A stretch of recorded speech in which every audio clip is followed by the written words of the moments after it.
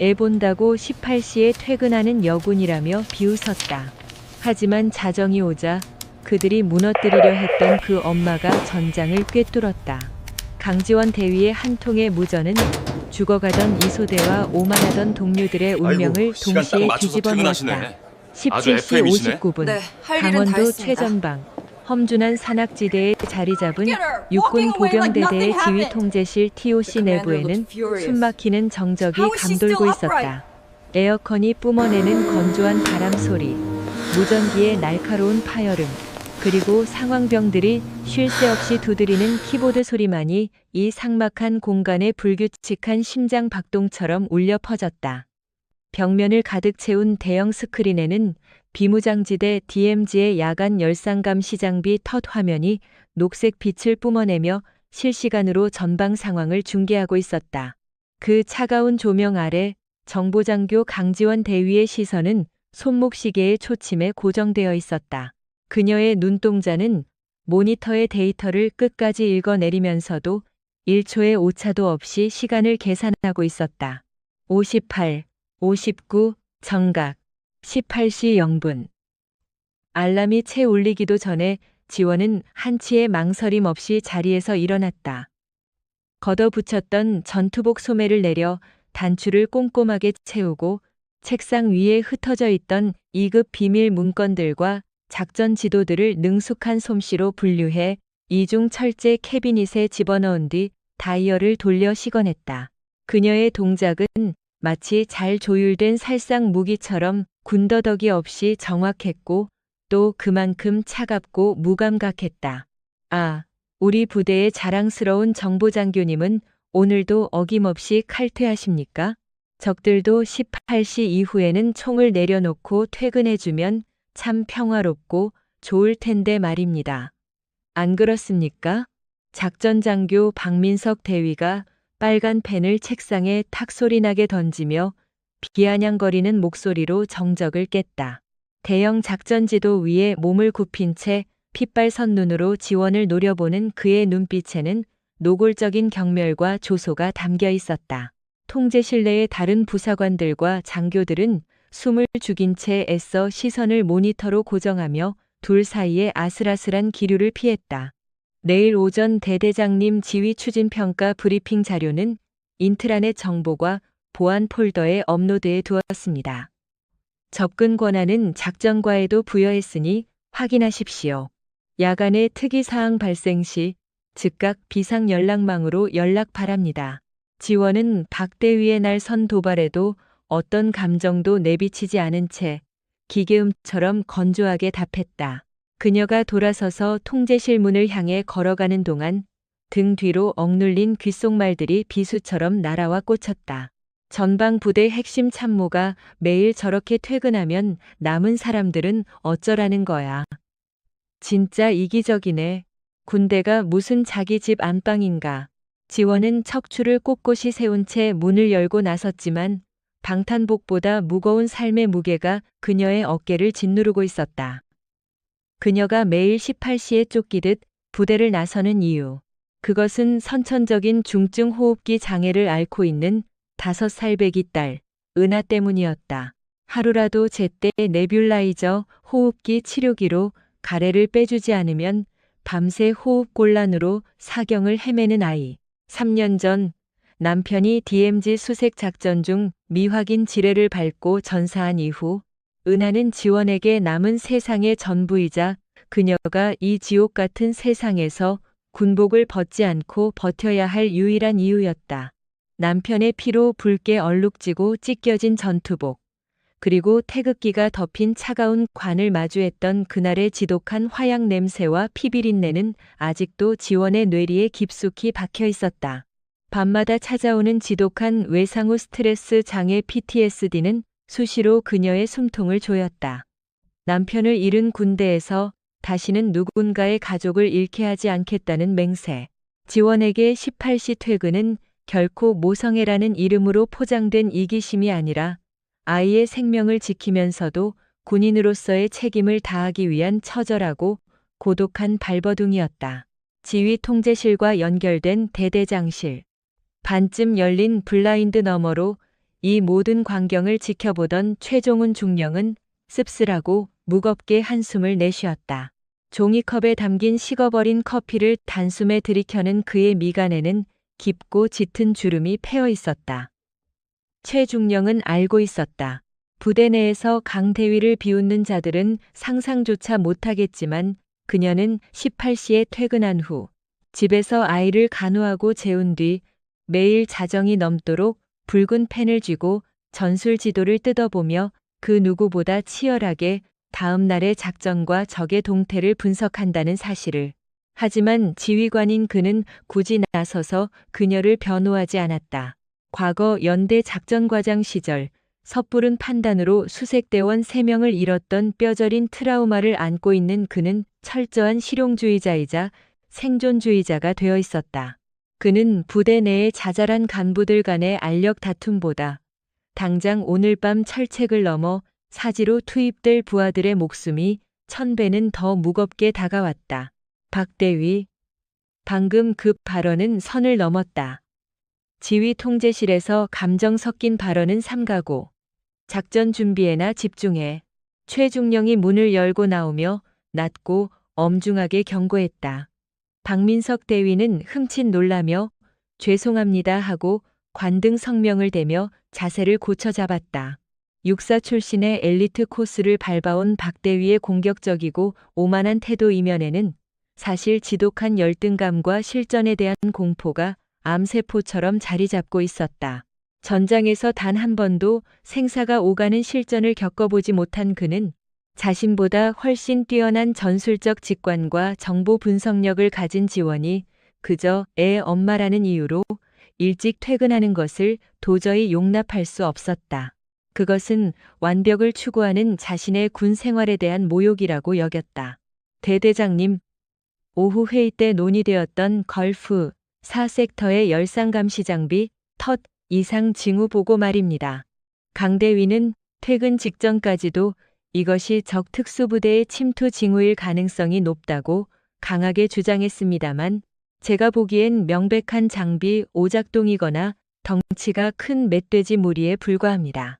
이런 불확실한 징후 하나 때문에 예정된 수색소대의 기동 루트를 급거 변경하는 것은 교범에도 맞지 않고 작전의 혼란만 가중시킬 뿐입니다.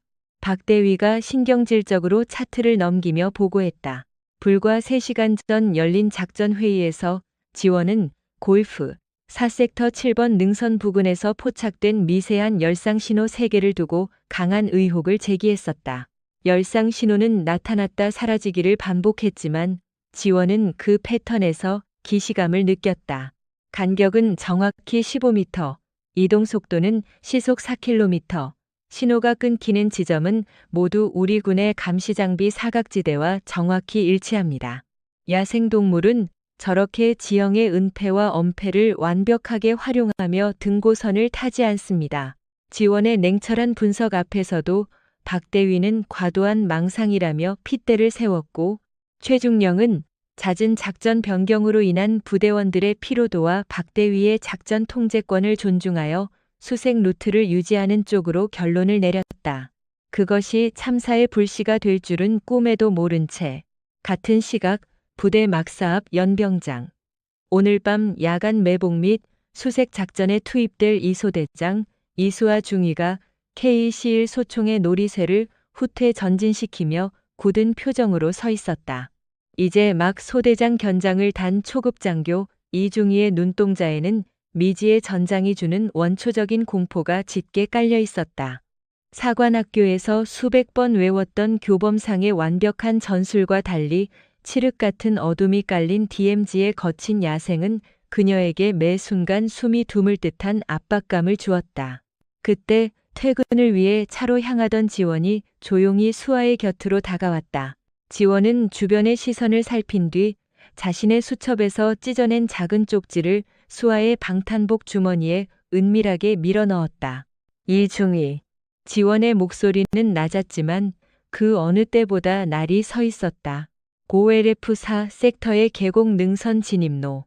교범상으로는 적의 관측을 피할 수 있는 가장 안전한 우회로겠지만 오늘 밤은 절대 안 돼. 만약 낮에 내가 본 열상 신호가 북한군 정찰조가 맞다면 그곳은 퇴로가 완벽하게 차단되는 최악의 킬존이야. 무슨 일이 있어도 능선 위쪽으로 기동해서 고지대를 선점해 교전 수칙보다 내 부하들의 목숨이 먼저다. 알겠나? 수아는 자신을 바라보는 지원의 눈빛에서 마치 사신을 마주한 것 같은 절박함과 뼈저린 두려움을 읽어내고는 마른 침을 꿀꺽 삼키며 고개를 끄덕였다. 그것은 선배 장교의 조언이 아니라 지옥에서 살아 돌아온 생존자의 경고였다. 밤 22시 30분. 부대에서 차로 20분 거리에 위치한 낡은 군인 관사. 거칠고 요란하게 기침을 토해내던 딸 은하가 4번의 고된 네뷸라이저 호흡기 치료 끝에 마침내 지원의 품에서 땀에 흠뻑 젖은 채 새근새근 잠이 들었다. 지원은 아이의 창백한 이마에 맺힌 땀방울을 닦아내고 조심스럽게 입을 맞춘 뒤 소리가 나지 않게 방문을 닫고 거실로 나왔다. 그 순간 피로에 지쳐있던 어머니 강지원의 눈빛은 순식간에 차갑고 예리한 육군 대위이자 천재적인 정보장교의 그것으로 매섭게 돌변했다.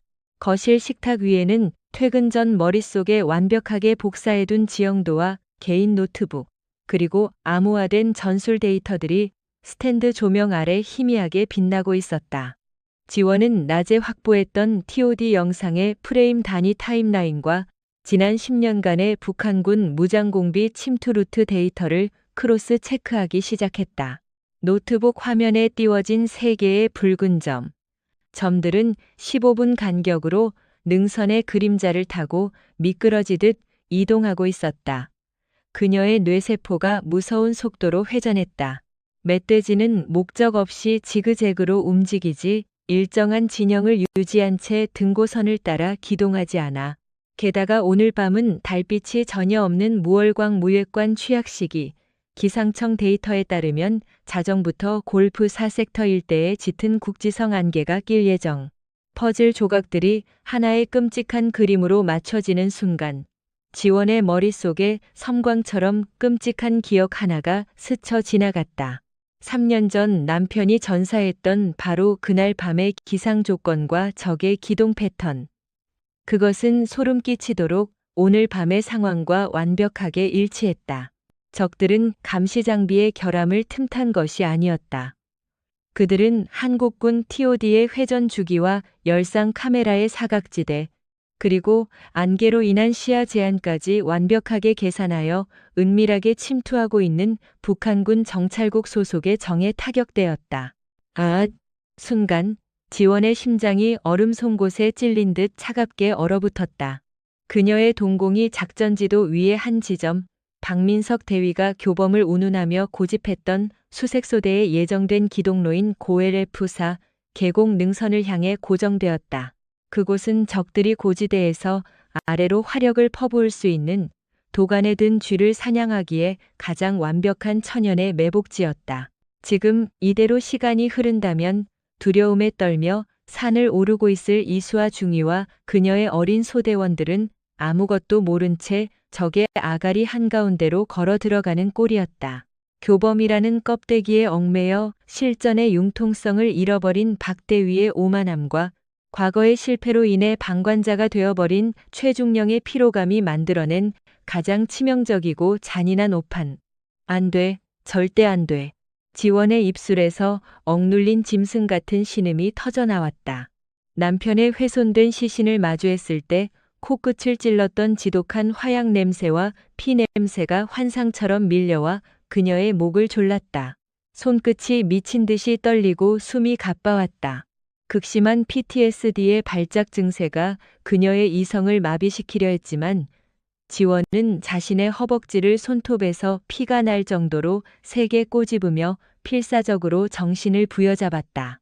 남편을 빼앗아간 그 저주받은 숲에서 또다시 자신이 아끼는 소중한 전우들을 피 흘리게 내버려 둘 수는 없었다. 지원은 의자에서 박차고 일어나 곧바로 비상연락용 암호와 스마트폰을 집어들었다. 시계의 붉은 디지털 숫자는 23시 10분을 가리키고 있었다. 대대 작전 통제실 다이렉트 라인 번호를 꾹꾹 누르는 그녀의 손가락에는 그 어느 때보다 단호하고 서늘한 결의가 서려 있었다. 그녀의 동료들은 아이 핑계로 매일 저녁 도망친다며 그녀를 18시의 신데렐라라 부르며 조롱했다. 하지만 그들은 모른다. 신데렐라는 자정의 종이 울리기 전 유리 구두 대신 군화끈을 동여매고 가장 먼저 피비린내 나는 전장으로 뛰어들 준비를 마쳤다는 것을. 오늘 밤 오만함에 눈이 멀어 전우들을 사지로 몰아넣을 뻔했던 그들은 철저하게 외면했던 그녀의 완벽한 전술과 집념 앞에서 무릎을 꿇고 뜨거운 참회의 눈물을 흘리게 될 것이다. 통신보안 지휘통제실 작전장교 박민석 대위입니다. 신경질적인 수화기 너머로 박 대위의 날 선 목소리가 들려왔다. 강지원 대위는 피가 날 정도로 꽉 쥐고 있던 주먹을 펴며 차갑고 단호한 목소리로 입을 열었다. 방문 너머로는 네뷸라이저 치료를 마치고 힘겹게 잠든 딸 은하의 출출거리는 숨소리가 들려오고 있었지만 지금 그녀의 눈빛은 철저히 사지스디를 꿰뚫어보는 정보장교의 그것이었다. 강지원 대위입니다. 당장 대대장님 지휘관석으로 전화 돌려주십시오. 고르프 4섹터 수색소대 기동로. 지금 당장 수정해야 합니다. 박 대위의 헛웃음 소리가 암호화된 전파를 타고 넘어왔다. 강 대위님, 지금 장난하십니까? 18시에 퇴근하셨으면 집에서 애나 보실 것이지 왜 자꾸 다 끝난 작전에 재를 뿌립니까? 아까 회의 때도 말씀드렸지만 이건 명백한 과잉 반응입니다. 어미 새가 둥지 지키느라 예민해진 건 알겠는데 여긴 군대입니다. 당신의 그 알량한 모성애적 피해망상 때문에 작전 통제실 전체를 들쑤시지 마십시오. 오후 작전 회의에서부터 이어져 온 지독한 확증 편향 컨퍼메이션 바이애스이었다. 육사 출신의 엘리트 코스를 밟아온 박 대위는 역설적이게도 단 한 번도 실전을 겪어보지 못한 자신의 텅 빈 경험을 맹신하고 있었다. 그는 완벽주의자라는 껍데기 속에 웅크린 자신의 근원적인 실전 공포를 감추기 위해 교범이라는 절대적인 기준의 병적으로 매달렸다. 내가 짠 작전은 교범상 완벽하며 적은 감히 이 방어선을 뚫을 수 없다는 지독한 자기기만. 그는 자신이 보고 싶은 것만 보았고 믿고 싶은 것만 믿었다. 최종훈 중령 역시 마찬가지였다. 3년 전 자신의 섣부른 판단으로 수색대원 3명을 잃었던 뼈저린 트라우마는 그를 극단적인 보신주의와 생존주의로 몰아넣었다. 작전의 급격한 수정이 가져올 부대 내의 혼란을 극도로 두려워한 나머지 장비 오작동일 것이라는 박 대위의 안일한 낙관론 뒤에 비겁하게 숨어버린 것이다.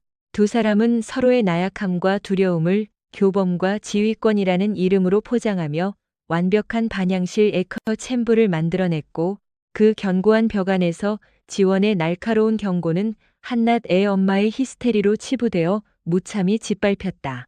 박민석 대위. 지원의 목소리는 더 이상 동료 장교에게 부탁하는 자의 것이 아니었다.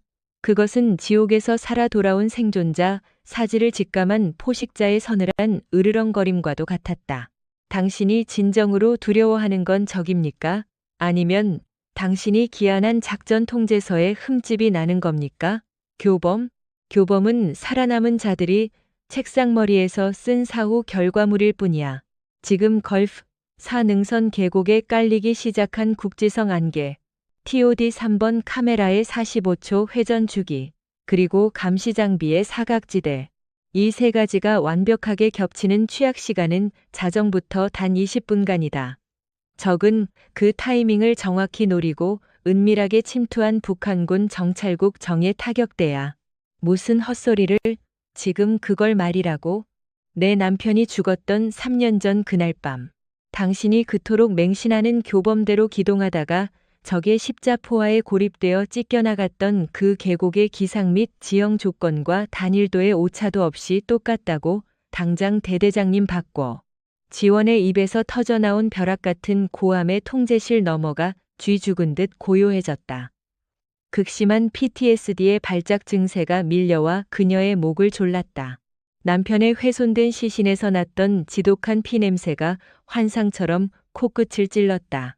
지원은 이성을 잃지 않기 위해 군복 바지 위로 자신의 허벅지를 손톱이 파고들 정도로 세게 꼬집었다. 손끝이 미친 듯이 떨렸지만 그녀의 눈빛만큼은 모니터 화면의 붉은 점들을 찢어버릴 듯 매섭게 빛나고 있었다. 같은 시각, 칠흑 같은 어둠이 내려앉은 DMZ 골프 4섹터 진입로. 오늘 밤 수색 작전을 지휘하는 이소대장 이수와 중위는 방탄 헬멧을 타고 턱 밑으로 뚝뚝 떨어지는 식은땀을 거칠게 닦아냈다. 주변은 한 치 앞도 보이지 않는 지독한 국지성 안개로 뒤덮여 있었다. 썩은 낙엽 냄새와 짙은 물 한 개가 섞인 스산한 공기 사이로 나뭇가지가 스치는 미세한 파열음조차 그녀의 신경을 날카롭게 긁어댔다. 교범상 우회로인 7번 계곡 능선 진입로로 기동하여 수색할 것. 작전 명령서에 적힌 박대위의 지시가 머릿속을 맴돌았다. 그러나 수아의 떨리는 손은 방탄복 조끼 주머니 속에 깊숙이 찔러 넣어진 지원의 구겨진 쪽지를 꽉 쥐고 있었다. 그곳은 퇴로가 완벽하게 차단되는 최악의 킬존 킬손이야.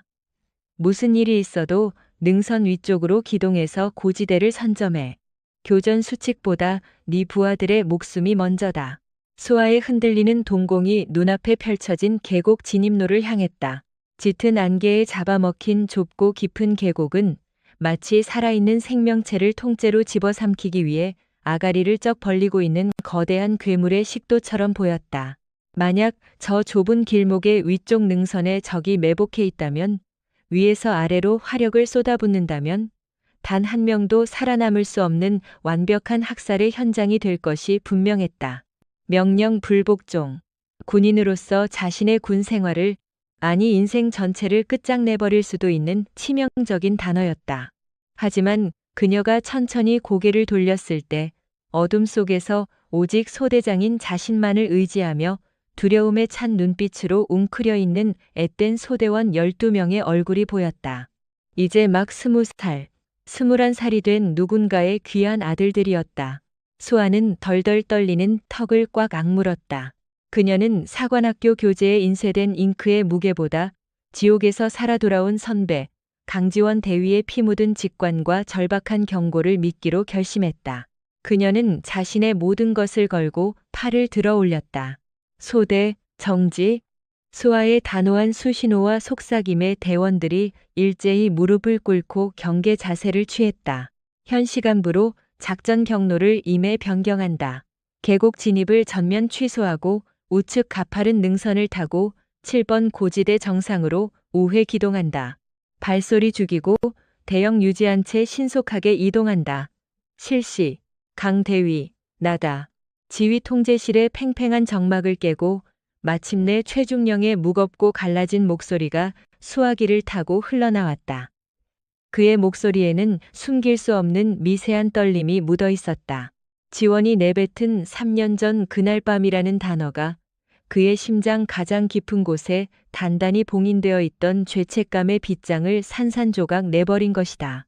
3년 전 지원의 남편이 속해 있던 수색대에게 무리한 기동을 지시하여 참사를 초래했던 당사자가 바로 당시 연대 작전과장이었던 최중령 자신이었기 때문이다. 대대장님, 제발 제 분석을 믿어주십시오.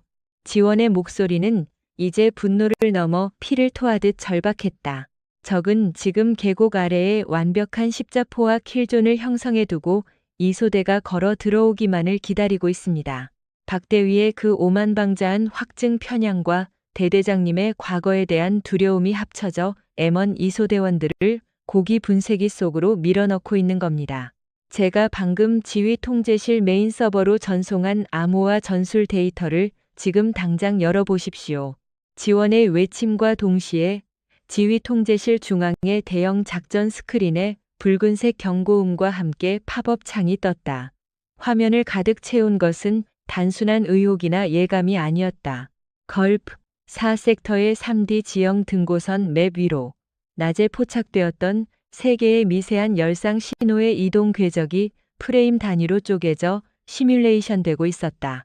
적의 분당 이동 속도, 자정을 기점으로 급격히 짙어진 안개의 가시거리 데이터, 그리고 아군 터디 감시 카메라의 사각지대와 45초 회전 주기가 교묘하게 맞물려 떨어지는 완벽한 죽음의 교집합. 그것은 수백 번의 치열한 교차 검증을 거친 소름 끼치도록 정교하고 악랄한 적의 덫을 증명하는 완벽한 수학적 논리이자 전술의 정수였다. 데이터의 결론이 가리키는 적의 최종 예상 매복 지점은 좌표 엑스레이 45, Y양키 22. 정확히 박대위가 고집했던 이소대에 예정된 계곡 기동로 바로 위쪽, 내려다보며 쏘기 좋은 절벽 부근이었다. 화면의 데이터를 확인하던 박대위의 얼굴이 순식간에 잿빛으로 변했다. 차트를 쥐고 있던 그의 손이 파르르 떨리더니 이내 차트가 바닥으로 힘없이 툭 떨어졌다. 자신이 교범상 가장 안전하고 완벽하다고 믿어 의심치 않았던 작전. 자신의 두려움과 열등감을 감추기 위해 그토록 견고하게 쌓아 올렸던 오만한 확증 편향의 성벽이 와르르 무너져 내리는 순간이었다. 그가 그토록 애 엄마의 피해망상이라며 비웃고 조롱했던 동료의 책상 위에서 자신 같은 새님은 상상조차 하지 못한 치열하고 잔혹한 전장의 진실이 명백하게 펼쳐져 있었다. 이건 말도 안 돼. 박대위가 호흡곤란이 온 사람처럼 숨을 헐떡이며 뒷걸음질 쳤다. 실전에 대한 그의 근원적인 공포가 마침내 추악하게 발가벗겨졌다. 만약 지원의 경고를 끝까지 무시하고 이대로 이소대가 계곡에 진입했다면 자신은 지금 이 순간 갓 20살이 된 12명의 아군을 적의 총알바디로 내몰아 처참하게 도륙나게 만든 끔찍한 살인자가 될 판이었다. 심장이 미친 듯이 요동치고 다리에 힘이 풀려 주저앉을 것만 같았다. 최중령은 붉게 물든 모니터를 바라보며 굳게 눈을 감았다. 3년 전 차갑게 식어버린 부하들의 시신 앞에서 맡았던 비릿한 피냄새와 화약 냄새가 다시금 그의 이성을 강타했다. 방관과 타협, 그리고 헛된 권위의식이 만들어낸 대가가 얼마나 끔찍한지 그는 누구보다 뼈저리게 알고 있었다. 늙은 지휘관은 번쩍 눈을 떴다. 피로와 매너리즘에 찌들어 있던 그의 눈빛에 다시금 부하들을 살려내야만 한다는 야성의 불꽃이 맹렬하게 타올랐다. 강지원 대위, 자네 말이 맞았어. 그리고 우리가 완전히 틀렸다. 최중령은 스피커폰을 향해, 아니 과거의 망령과 홀로 피 터지게 싸워온 강대위를 향해 뼈아픈 참회의 선언을 내뱉고는 즉각 작전 통제실을 향해 포효했다. 지휘 통제실, 전원 1급 전투 배치, 박대위. 넉나간 표정 짓지 말고 당장 이소대 이수아 중위에게 다이렉트 무전처. 현 시간부로 계곡 진입을 전면 백지화하고 최우선으로 고지대로 대피하라고 지시해. 그리고 인접 155mm 포병대대의 좌표 엑스레이 45, Y양키 22, 일대로 FPF 최후 방어 사격 및 조명탄 타격 준비 요청해 당장 움직여. 네, 알겠습니다. 통제실 내부가 일순간 벌집을 쑤신 듯 엄청난 긴장감과 함께 폭발적으로 움직이기 시작했다. 박대위가 덜덜 떨리는 손으로 무전기의 송수신 버튼을 미친 듯이 쥐어짜며 주파수를 맞췄다. 투파파, 여기는 지휘 통제실. 현 시간부로 작전 기동 중지, 계곡에 진입하지 말고 즉시 능선 위로 타탕 쾅. 그러나 박대위의 다급한 무전이 채 끝나기도 전 지휘 통제실 전체의 스피커를 찢어버릴 듯한 날카롭고 파괴적인 파열음이 통신망을 뚫고 터져나왔다. 북한군 AK-74 소총 특유의 쇳소리 섞인 파열음과 아군 KC-1의 격렬한 연사소리, 그리고 수류탄의 폭발음이 뒤엉킨 명백한 실전 교전의 굉음이었다. 통제실 내의 모든 인원이 찬물을 뒤집어 쓴 듯 그 자리에 얼어붙었다. 박대위는 결국 다리에 힘이 풀려 바닥에 털썩 주저앉아 버렸다.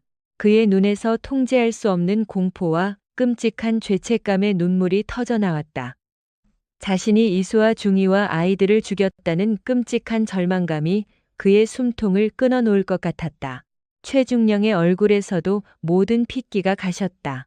그리고 전화기 너머 낡은 관사 거실에서 짐승처럼 거칠게 숨을 몰아쉬던 지원의 눈동자가 미친 듯이 일렁였다. 이수아 중위, 이소대, 응답하라, 투파파 응답해. 최중령이 지휘관석에서 뛰쳐나와 무전기를 마이크째 부여잡고 피를 토하듯 울부짖었다. 그러나 전파 너머에서는 귀를 찢는 끔찍한 총성과 화염의 굉음만이 무자비하게 쏟아져 들어올 뿐이었다. 오만과 편견이 만들어낸 확증 편향의 반향실은 결국 피비린내 나는 비극의 서막을 열어버리고 만 것인가. 지원은 피가 맺힌 손으로 랩톱을 거칠게 닫았다. 그녀의 동료들은 아이 핑계를 댄다며 그녀를 18시의 신데렐라라 부르며 조롱했었다. 하지만 그들은 영원히 알지 못할 것이다. 신데렐라는 자정의 종이 울리기 전 유리 구두 대신 이미 피로 얼룩진 군화끈을 동여매고 가장 먼저 지옥의 한복판으로 뛰어들 준비를 마쳤다는 것을 지원은 잠든 딸의 방문을 향해 슬프고도 결연한 눈빛을 한 번 던진 뒤 옷걸이에 걸려있던 방탄복과 권총 홀스터를 거칠게 집어들고 칠흑 같은 어둠이 깔린 밖으로 내달리기 시작했다. 능선 위에서 생사를 넘나들고 있을 그녀의 전우들을 구하기 위해 타탕타타타탕 쾅. 칠흑 같은 어둠이 내려앉은 7번 고지대 능선. 찢어질 듯한 폭음과 함께 짙은 안개 속으로 시뻘건 예광탄이 무자비하게 빗발쳤다. 이수아 중위의 고막을 찢는 날카로운 이명 속에서 세상의 모든 소리가 일순간 아득하게 멀어졌다. 으아아, 기밀병이 맞았습니다. 분대장님. 앳된 병사의 처절한 비명소리가 차가운 밤 공기를 갈갈이 찢어놓았다. 수아가 사관학교 교범에서 수백 번이나 달달 외웠던 완벽한 전술 대형은 단 1초 만에 처참하게 붕괴되었다. 훈련소에서 배운 정제된 교전 수칙은 화약 냄새와 비릿한 피 냄새가 진동하는 실전의 공포 앞에서 한낱 휴지 조각에 불과했다. 수아의 판단이 맞았다. 만약 강지원 대위의 경고를 무시하고 예정대로 계곡 깊숙한 곳으로 진입했다면 이소대원 12명은 사방이 막힌 십자포와 킬존의 한가운데서 뼈도 추리지 못하고 전멸했을 것이다. 수아가 명령을 불복종하고 우측 능선으로 우회한 덕분에 완벽한 학살은 면했지만 적 역시 호락호락하지 않았다. 능선 상단에 매복해 있던 적의 측면 방어조와 우회 기동하던 이소대가 짙은 안개 속에서 정면으로 충돌해버린 것이다. 수아는 덜덜 떨리는 손으로 피범벅이 된 PRC 999K 무전기의 송수화기를 움켜쥐었다. 투파파, 여기는 투파파, 전방적 출현, 다수의 사상자 발생, 지휘소, 응답하라, 지원 바람. 그러나 스피커에서 흘러나오는 것은 그녀의 간절한 목소리에 응답하는 전우의 목소리가 아니었다. 치익 고막을 후벼 파는 듯한 끔찍한 기계음과 파차름뿐이었다. 북한군 특수작전대대가 자랑하는 강력한 국지적 전파 방해, 즉 재밍이었다. 모든 VHF 주파수 대역이 완벽하게 먹통이 되어버렸다. 외부와 철저히 단절된 고립무원의 산악지대. 쏟아지는 총탄 속에서 수아의 눈앞에 어깨에서 피를 쏟으며 쓰러진 20살 어린 병사의 창백한 얼굴이 들어왔다. 죽음에 대한 원초적인 공포가 수아의 목을 졸라왔지만 그녀는 입술을 꽉 깨물어 비릿한 피를 내며 강제로 이성을 다잡았다. 전원 산계해, 바위 뒤로 엄폐하고 지향 사격 실시, 절대 물러서지 마라. 같은 시각 대대 지휘 통제실, 치익빅, 스피커를 무자비하게 찢어놓을 듯한 재밍 소음만이 통제실 내부를 가득 채우고 있었다. 작전장교 박민석 대위는 다리의 힘이 완전히 풀린 채 통제실 바닥에 털썩 주저앉아 사시나무 떨듯 몸을 떨고 있었다. 내 작전이. 초점 잃은 박 대위의 눈동자가 허공을 헤매며 미친 듯이 흔들렸다. 군사학교 수석 졸업. 언제나 교범상 가장 완벽하고 매끄러운 작전 계획만을 수립하며 승승장구해온 그의 오만한 엘리트주의, 그것은 사실 실전의 불확실성과 피 튀기는 전장의 변수를 두려워하는 그의 근원적인 나약함을 감추기 위한 얄팍한 방패에 불과했다. 자신이 그토록 18시의 신데렐라라며 조롱하고 멸시했던 강지원 대위. 아이 핑계나 대는 피해망상 환자라며 비웃었던 그녀의 분석을 묵살한 대가는 12명의 무고한 아이들을 잔혹한 도살장으로 밀어넣은 끔찍한 결과로 돌아왔다. 내가 이수아와 아이들을 죽였다. 숨이 턱턱 막혀왔다. 극심한 과호흡과 함께 끔찍한 죄책감이 박대위의 목을 옥죄었다. 자신의 확증 편향이 낳은 참혹한 살인극 앞에서 그의 얄팍한 자존심은 산산조각이 났다. 최종훈 중령이 무전기를 거칠게 집어던지며 상처 입은 짐승처럼 포효했다. 포병대대 당장 연결해. 좌표 엑스레이 45일대에 FPF 최후방어 사격 즉각 때려. 대대장님, 이소대의 현재 위치가 전혀 파악되지 않습니다. 정보부사관이 새파랗게 질린 얼굴로 절규했다. 주파수가 완전히 먹통이 되어 수화중위가 능선으로 기동했는지 계곡에 갇혀 있는지 알 수 없습니다. 이 상태에서 맹목적인 포격을 가하면 아군 오폭의 위험이 무려 80% 이상입니다. 그 순간 3년 전의 끔찍한 망령이 다시금 지휘 통제실의 차가운 바닥을 기어다니기 시작했다. 무리한 포격 지시와 기동으로 인해 찢겨나갔던 부하들의 시신, 차갑게 식어버린 그들의 얼굴 위로 진동하던 비릿한 화약 냄새가 최중령의 코끝을 강타했다. 그는 절망적으로 두 눈을 감았다. 지휘관으로서 부하들을 살리기 위해 결단을 내려야 하지만 또다시 자신의 명령이 아군을 도륙할지도 모른다는 끔찍한 트라우마가 그의 이성과 수족을 마비시키고 있었다. 비켜라, 박대위. 그때 굳게 닫혀있던 지휘 통제실의 육중한 철문이 거칠게 열리며 누군가 뛰어들어왔다. 방탄복을 급하게 걸쳐 입고 권총 홀스터를 찬 강지원 대위였다. 잠든 딸을 뒤로 한 채 미친 듯이 차를 몰아 부대로 복귀한 그녀의 이마에는 굵은 땀방울이 맺혀 있었다. 그녀의 눈빛은 새끼를 지키기 위해 피를 뒤집었을 각오가 되어 있는 암사자와도 같이 맹렬하게 타오르고 있었다. 강대위, 통신이 완전히 먹통이다. 적의 강력한 재밍이야. 이소대의 위치를 몰라 포격을 할 수가 없어. 최중령의 절망 섞인 외침에도 지원은 일말의 동요조차 보이지 않았다. 그녀는 숨을 헐떡이면서도 놀랍도록 냉착한 걸음으로 곧바로 지휘소 메인 콘솔로 돌진했다. 바닥에 웅크려 짐승처럼 훌쩍이고 있는 박대위를 벌레 보듯 차갑게 내려다본 그녀가 키보드를 미친 듯이 두드리며 입을 열었다. 전형적인 러시아제 R-330 지리텔 제머의 파생형 전술입니다. 적은 현재 우리의 주력인 VHF 대역의 디지털 도약 주파수를 집중적으로 쫓아가며 교란하고 있습니다. 하지만 대대장님, 수화중위는 제 경고를 들었다면 죽어도 계곡으로 가지 않았을 겁니다. 그녀는 분명 7번 능선으로 우회 기동했습니다. 그걸 어떻게 확신하나? 만약 계곡에 있다면 아군 머리 위로 포탄을 쏟아붓는 꼴이 돼. 이수아는 바보가 아닙니다. 제가 본 이수아 중위는 살기 위해서라면 교범 따위는 기꺼이 찢어버릴 수 있는 진짜 군인입니다. 지원의 단호한 목소리가 통제실의 혼란을 날카롭게 베어냈다. 그녀의 시선이 모니터의 지형도를 매섭게 훑었다. 오해한 이소대와 능선 상단에 매복해 있던 적의 측면 방어조가 조우했을 확률이 99%입니다. 적의 주력은 여전히 텅 빈 계곡 아래를 노리며 대기 중일 겁니다. 그렇다면 이소대의 현재 위치는 정확히 능선 8부 능선 부근입니다. 지원은 즉각 통신병을 향해 몸을 돌렸다. 주파수 도약 방식을 전면 해제해. 적은 디지털 신호만 쫓고 있어 구형 아날로그 예비망인 FM45.5 대역으로 채널 고정하고 송출 출력 최대로 올려.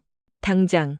통신병이 다급하게 다이얼을 돌리는 사이 지원은 바닥에 엎드려 덜덜 꼬이는 박대위의 멱살을 거칠게 틀어쥐고 강제로 일으켜 세웠다. 박민석. 지원의 목소리는 얼음장처럼 차가웠지만 그 안에는 끓어오르는 용암 같은 분노가 담겨 있었다. 내 알량하고 역겨운 자존심 때문에 우리 애들이 흘려야 할 피는 단 한 방울도 없어. 무서워? 실패할까봐 두려워? 그렇다면 그 공포심마저 무기로 써. 네가 싼 똥, 네 손으로 직접 치워. 당장 정신 차리고 포병 연락장교에게 좌표 엑스레이 45, Y 양키 22, 적 주력 매복 지점에 타격 준비시키라고 지시해. 당장 안 해? 지원의 서슬퍼런 일갈에 박대위의 눈이 번쩍 뜨였다. 오만함의 껍데기가 벗겨지고 밑바닥까지 추락한 그였지만 눈앞에 동료가 보여주는 압도적인 책임감과 투지가 그의 마비된 이성을 후려친 것이다. 박대위는 눈물과 콧물로 엉망이 된 얼굴을 소매로 거칠게 닦아내며 덜덜 떨리는 손으로 마이크를 부여잡았다. 포병대대, 여기는 1대대 작전장교, 현 시간부로 좌표 엑스레이 45, Y 양키, 22 1대 타격 준비하라. 치익, 칙투 팍파. 여기는 그 순간이었다. 아날로그 주파수의 거친 노이즈를 뚫고 기적처럼 수아중위의 다급하고 쉰 목소리가 통제실 스피커를 희미하게 울렸다. 여기는 투파파. 7번 능선 8부 능선에서 적측면 방어조와 교전 중 사상자 2명 발생. 지휘소 응답하라. 통제실 내부의 모든 인원이 일제히 숨을 들이켰다. 지원에 소름 끼치도록 정확한 통찰과 전술적 판단이 전파 방해의 벽을 박살내고 아군을 찾아낸 것이다. 수아는 해냈다. 그녀가 능선으로 우회한 덕분에 적의 완벽했던 계곡 킬조는 텅 비어버렸고 오히려 이소대가 적의 측면을 물고 늘어지며 적 주력의 발을 묶어두는 형국이 된 것이다. 지원이 재빨리 무전기를 낚아채며 차분하고 단단한 목소리로 응답했다. 그녀의 목소리는 아비규환의 전장에서 공포에 질려있을 어린 소대장에게 뻗어내려온 구원의 동아줄이었다. 수아중위, 잘 들어요. 나 강지원 대위입니다. 당신의 용기 있는 판단이 소대원들을 살렸습니다. 훌륭해. 총성이 빗발치는 무전기 너머에서 수아가 참았던 울음을 터뜨리는 소리가 미세하게 들려왔다. 지원은 눈을 질끈 감았다 뜬 뒤 가장 냉혹하고 정확한 작전 통제관의 목소리로 돌아갔다. 지금부터 정확히 30초 뒤 적 주력 매복조의 대가리 위로 155mm 고폭탄 20발이 떨어질 겁니다. 전대원 참호 깊숙이 파고 대가리 박아. 절대 고개 들지 마라. 지원이 최중령을 향해 묵직한 시선을 던지며 고개를 끄덕였다. 늙은 지휘관은 자신을 잠에던 3년 전의 끔찍한 트라우마의 사슬을 마침내 끊어냈다. 그의 핏발선 눈동자에 잃어버렸던 야성의 불꽃이 눈부시게 타올랐다. 최중령이 무전기를 잡고 사자처럼 포효했다. 전포대 좌표 엑스레이 45 일제 사격 개시 파이어. 밤하늘의 어둠을 찢어발기는 거대한 포성이 겹겹이 쌓인 산맥을 뒤흔들었다. 곧이어 짙은 안개 속으로 죽음의 불꽃이 소나기처럼 쏟아져 내리기 시작했다. 아이를 키우는 여군을 샌님처럼 비웃고 조롱하던 동료들의 오만함이 처참한 잿더미가 된 그날 밤. 모두가 퇴근한 뒤 홀로 남아 눈물과 피로 빚어낸 18시의 신데렐라의 완벽한 전술 지도가 마침내 적의 심장부를 무자비하게 꿰뚫고 있었다. 총탄이 귓가를 무자비하게 찢고 지나가며 흙먼지를 튀겼다. 수아의 눈앞에 어깨에서 검붉은 피를 쏟으며 쓰러진 20살 어린 병사의 창백한 얼굴이 들어왔다. 방탄복 틈새로 솟구치는 피를 막아보려 수아가 양손으로 상처를 강하게 압박했지만 병사의 몸은 이미 빠르게 식어가고 있었다. 소대장님, 저 진짜 죽습니까? 엄마 보고 싶은데. 핏기가 가신 앳된 입술이 파르르 떨리며 내뱉는 말의 죽음에 대한 원초적인 공포가 수아의 목을 짐승처럼 졸라왔다. 군사학교에서 수백 번 외웠던 교범상의 매끄러운 기동로와 통제선 따위는 이 피비린내 나는 생지옥 어디에도 존재하지 않았다. 그녀는 제 입술을 꽉 깨물어 비릿한 피를 내며 강제로 흩어지는 이성을 다잡았다. 전원 산계에 바위 뒤로 엄폐하고 지향 사격 실시. 절대 물러서지 마라. 버티면 무조건 산다. 수아는 피로 범벅이 된 손으로 무전기 송수하기를 미친 듯이 움켜쥐었다. 투파파, 여기는 투파파. 응답하라. 지휘소, 내 말 들리나. 그러나 돌아오는 것은 스피커를 고막이 터질 듯 후벼파는 악마적인 재밍 소음뿐이었다.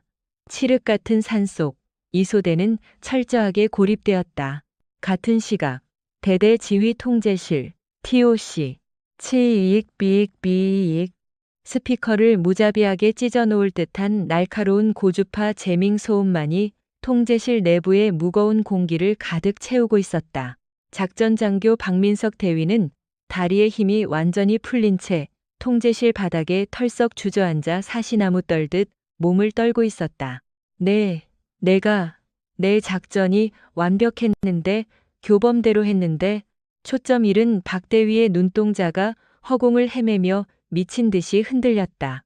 군사학교 수석 졸업, 언제나 작전 계획표 위에서 가장 완벽하고 매끄러운 승리만을 그려내며 승승장구해온 그의 오만한 엘리트주의, 그것은 사실 실전의 불확실성과 피 튀기는 전장의 변수를 뼛속 깊이 두려워하는 그의 근원적인 나약함을 감추기 위한 얄팍한 유리방패에 불과했다. 자신이 그토록 18시의 신데렐라라며 조롱하고 멸시했던 강지원 대위, 아이 핑계나 대는 피해망상 환자라며 비웃었던 그녀의 정보 분석을 묵살한 대가는 12명의 무고한 아이들을 잔혹한 도살장으로 밀어넣은 끔찍한 결과로 돌아왔다. 내가 이수아와 저 어린 아이들을 전부 죽였다. 숨이 턱턱 막혀왔다. 극심한 과호흡과 함께 끔찍한 죄책감이 박 대위의 목을 뱀처럼 옥죄었다. 자신의 확증 편향이 낳은 참혹한 살인극 앞에서 그의 얄팍한 자존심은 산산조각이 났다. 최종훈 중령이 먹통이 된 무전기를 거칠게 집어던지며 상처 입은 늙은 짐승처럼 포효했다. 포병대대 당장 연결해. 좌표 엑스레이 45 일대에 FPF 최후 방어 사격. 즉각 때려. 다 죽일 셈이야? 대대장님, 이소대의 현재 위치가 전혀 파악되지 않습니다. 정보부 사관이 새파랗게 질린 얼굴로 절규했다. 주파수가 완전히 먹통이 되어 수아중위가 능선으로 기동했는지 계곡에 갇혀 있는지 알 수 없습니다. 이 상태에서 맹목적인 포격을 가하면 아군 오폭의 위험이 무려 80% 이상입니다. 그 순간 3년 전의 끔찍한 망령이 다시금 지휘 통제실의 차가운 바닥을 기어다니기 시작했다. 무리한 포격 지시와 기동으로 인해 찢겨나갔던 부하들의 처참한 시신. 차갑게 식어버린 그들의 얼굴 위로 진동하던 비릿한 화약 냄새와 무전기 너머로 들려오던 단말마의 비명소리가 최중령의 고막과 코끝을 강타했다. 그는 절망적으로 두 눈을 감았다. 지휘관으로서 부하들을 살리기 위해 당장 포격 결단을 내려야 하지만 또다시 자신의 명령이 아군을 도륙할지도 모른다는 끔찍한 트라우마가 그의 이성과 수족을 완전히 마비시키고 있었다. 비켜라, 박대위. 그때 굳게 닫혀있던 지휘 통제실의 육중한 철문이 거칠게 열리며 누군가 뛰어들어왔다.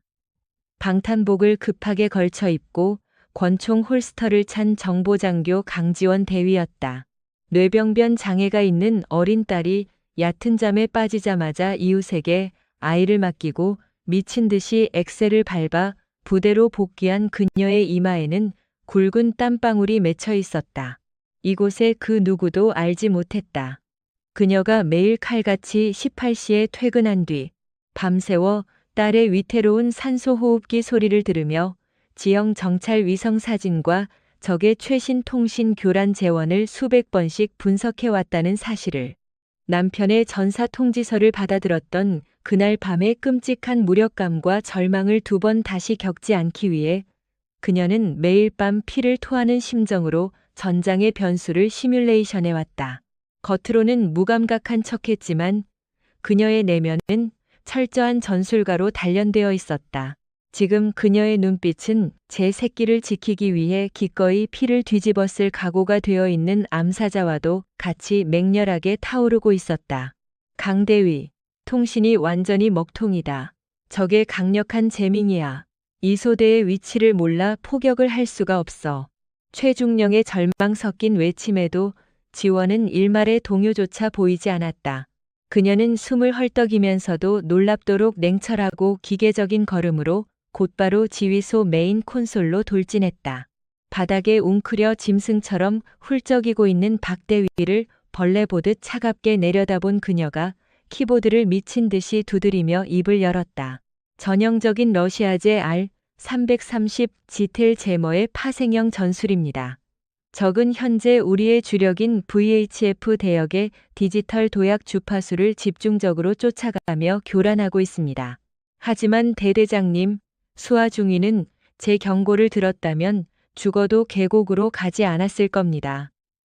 그녀는 분명 7번 능선으로 우회 기동했습니다. 그걸 어떻게 확신하나? 만약 계곡에 있다면 아군 머리 위로 포탄을 쏟아붓는 꼴이 돼. 이수아는 바보가 아닙니다. 제가 본 이수아 중위는 살기 위해서라면 낡아빠진 교범 따위는 기꺼이 찢어버릴 수 있는 진짜 군인입니다. 지원의 단호한 목소리가 통제실의 끈적한 혼란을 날카로운 검처럼 베어냈다. 그녀의 시선이 모니터의 3D 지형도를 매섭게 훑었다. 우회한 이소대와 능선 상단에 매복해 있던 적의 측면 방어조가 조우했을 확률이 99%입니다. 적의 주력은 여전히 텅 빈 계곡 아래를 노리며 타격 대기 중일 겁니다. 그렇다면 이소대의 현재 위치는 정확히 7번 능선, 8부 능선 부근입니다. 지원은 즉각 통신병을 향해 몸을 돌렸다. 그녀의 머릿속에 깊은 밤 딸의 수면 상태를 사각지대 없이 모니터링하기 위해 집안 곳곳에 다중으로 엮어두었던 분산형 메시 네트워크 베이비 모니터의 작동 원리가 번뜩였다. 중앙 통제 서버가 막히면 개별 기기들이 서로를 중계기로 삼아 그물망처럼 우회로를 뚫어내는 방식이었다. 육아의 고단한 밤들이 만들어낸 그녀만의 무기였다. 본청의 중앙 통제 권한을 내려놓고 전술망을 분산시킨다. 통신병. 즉각 1소대와 3소대의 PRC. 999K 무전기를 중계 리레이 모드로 전환해 주파수 도약 방식을 전면 해제한다. 적은 강력한 디지털 신호만 쫓고 있어. 구형 아날로그 예비망인 FM45.5 대역으로 채널 고정하고 송출 출력 최대로 올려. 각 소대의 무전기가 서로의 신호를 징검다리처럼 물고 늘어지게 만들어 거미줄 같은 통신망을 구축해. 적의 단일 재밍 축선을 우회해서 능선 뒤편으로 전파를 밀어넣는다. 당장 절대적인 통신 규정을 위반하는 파격적이고 독단적인 지시였지만 그 압도적인 기백에 아무도 그녀를 제지하지 못했다. 통신병이 다급하게 땀을 쥐며 다이얼을 돌리는 사이 지원은 바닥에 엎드려 덜덜 꼬이는 박대위의 멱살을 거칠게 틀어쥐고 강제로 일으켜 세웠다. 박민석. 지원의 목소리는 빙하처럼 차가웠지만 그 안에는 끓어오르는 용암 같은 분노와 생존을 향한 집념이 담겨 있었다. 내 알량하고 역겨운 자존심 때문에 우리 애들이 흘려야 할 피는 단 한 방울도 없어. 무서워? 완벽한 내 이력서에 실패라는 두 글자가 적힐까봐 두려워? 그렇다면 그 역겨운 공포심마저 무기로 써. 네가 싼 똥, 네 손으로 직접 치워. 당장 정신 차리고 포병 연락장교에게 좌표 엑스레이 45, Y양키 22, 적 주력 매복 지점에 타격 준비시키라고 지시해. 지금 애들이 죽어가고 있어. 당장 안 해? 지원의 서슬 퍼런 일갈에 박대위의 눈이 번쩍 뜨였다. 오만함의 껍데기가 철저히 벗겨지고 밑바닥까지 추락한 그였지만 눈앞의 동료가 보여주는 압도적인 책임감과 지휘관으로서의 투지가 그의 마비된 이성의 뺨을 강하게 후려친 것이다. 박대위는 눈물과 콧물로 엉망이 된 얼굴을 전투복 소매로 거칠게 닦아내며 덜덜 떨리는 양손으로 마이크를 부여잡았다. 포병대대, 여기는 1대대 작전장교. 현 시간부로 좌표 엑스레이 45, Y 양키 22 1대 타격 준비하라. 치익, 칙, 찌직, 투파파. 여기는 그 순간이었다.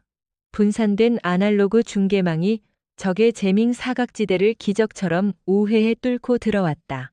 거친 노이즈를 뚫고 수화 중위의 다급하고 쉰 목소리가 통제실 스피커를 희미하게 그러나 분명하게 울렸다. 여기는 투파파 7번 능선, 8부 능선에서 적 측면 방어조와 교전 중. 사상자 이명 발생, 지휘소, 응답하라. 통제실 내부의 모든 인원이 일제히 참았던 숨을 토해냈다. 지원이 뜬 눈으로 밤을 지새우며 고안해낸 처절한 모성애적 발상과 전술적 통찰이 거대한 전파 방해의 벽을 박살내고 죽음의 문턱에 선 아군을 찾아낸 것이다. 수아는 해냈다. 그녀가 능선으로 우회한 덕분에 적의 완벽했던 계곡 킬조는 텅 비어버렸고 오히려 이 소대가 적의 측면을 물고 늘어지며 적 주력의 발을 묶어두는 형국이 된 것이다. 지원이 재빨리 무전기를 낚아채며 차분하고 단단한 목소리로 응답했다. 그녀의 목소리는 아비규환의 전장에서 공포에 질려 있을 어린 소대장에게 뻗어내려온 유일한 구원의 동아줄이었다. 수아 중위, 잘 들어요. 나 강지원 대위입니다. 당신의 용기 있는 판단이 소대원들을 살렸습니다. 훌륭해. 버텨줘서 고맙다. 총성이 빗발치는 무전기 너머에서 극도의 공포 속에서 홀로 사투를 벌이던 수아가 참았던 울음을 터뜨리는 소리가 미세하게 들려왔다. 과거 남편을 잃었던 전장에서 마침내 다른 누군가의 무고한 가족을 살려낸 지원은 붉어진 눈을 질끈 감았다 뜬 뒤 가장 냉혹하고 정확한 작전 통제관의 목소리로 돌아갔다. 지금부터 정확히 30초 뒤 적 주력 매복조의 대가리 위로 155mm 고폭탄 20발이 떨어질 겁니다. 전대원 참호 깊숙이 파고 대가리 박아. 하늘이 무너져도 절대 고개 들지 마라. 지원이 최중령을 향해 묵직한 시선을 던지며 단호하게 고개를 끄덕였다. 그녀의 확신에 찬 눈동자를 본 늙은 지휘관은 자신을 수년째 체함해던 3년 전의 끔찍한 트라우마의 사슬을 마침내 끊어냈다. 그의 핏발선 눈동자에 잃어버렸던 지휘관으로서의 야성의 불꽃이 눈부시게 타올랐다. 최중령이 무전기를 거머쥐고 사자처럼 포효했다. 전포대 좌표 엑스레이 45, 일제 사격 개시하여 밤하늘의 짙은 어둠을 찢어발기는 거대한 포성이 겹겹이 쌓인 산맥을 뒤흔들었다. 지축을 울리는 굉음과 함께 곧이어 짙은 안개 속으로 죽음의 불꽃이 소나기처럼 쏟아져 내리기 시작했다. 아이를 키우는 여군을 샌님처럼 비웃고 조롱하며 전장의 현실을 모른다 멸시하던 동료들의 얄팍한 오만함이 처참한 잿더미가 된 그날 밤. 모두가 편안하게 퇴근한 뒤 홀로 남아 아픈 아이를 안고 흘린 눈물과 피로 빚어낸 18시의 신데렐라의 완벽한 전술 지도가 마침내 적의 심장부를 무자비하게 꿰뚫고 있었다. 생명을 지켜내려는 한 어머니의 지독한 투지가 죽음의 장막을 걷어낸 야간 투시경이 되어 모두를 구원한 밤이었다. 포탄이 계곡을 융단 폭격하는 굉음이 지휘 통제실의 두꺼운 방호벽을 넘어 지축을 사정없이 뒤흔들었다. 메인 스크린의 열화상 위성 피드에는 적 주력 부대의 매복지인 계곡 일대가 처참한 불바다로 변하며 수많은 적의 신호가 소멸하는 광경이 비추어지고 있었다. 최중령의 입술이 미세하게 떨렸고 통제실 곳곳에서 참았던 숨을 내쉬는 짧은 탄성이 터져나왔다. 마침내 해냈다는 안도의 공기가 무겁게 내려앉은 지휘소를 감싸는 듯했다. 하지만 전장의 신은 그들에게 섣불리 승리를 허락하지 않았다. 안도의 순간은 찰나에 불과했다. 치익, 찌직, 지휘소. 여기는 투파파. 적 주력이 타격을 입자 능선 상단에 있던 적 측면 방어조가 발악하며 우리 진지로 밀고 들어오고 있습니다. 교전 거리 50m 이내. 거리가 너무 가깝습니다. 탄약이 바닥나고 3분 대장 쓰러졌다. 지열대 압박해. 부상자가 속출하고 있습니다. 지휘소. 당장 추가 지원이 필요합니다. 피비린내와 화약 냄새가 진동하는 듯한 수화 중위의 절박한 비명이 스피커를 찢을 듯이 울려 퍼졌다. 최중령의 안색이 다시금 시체처럼 하얗게 질렸다.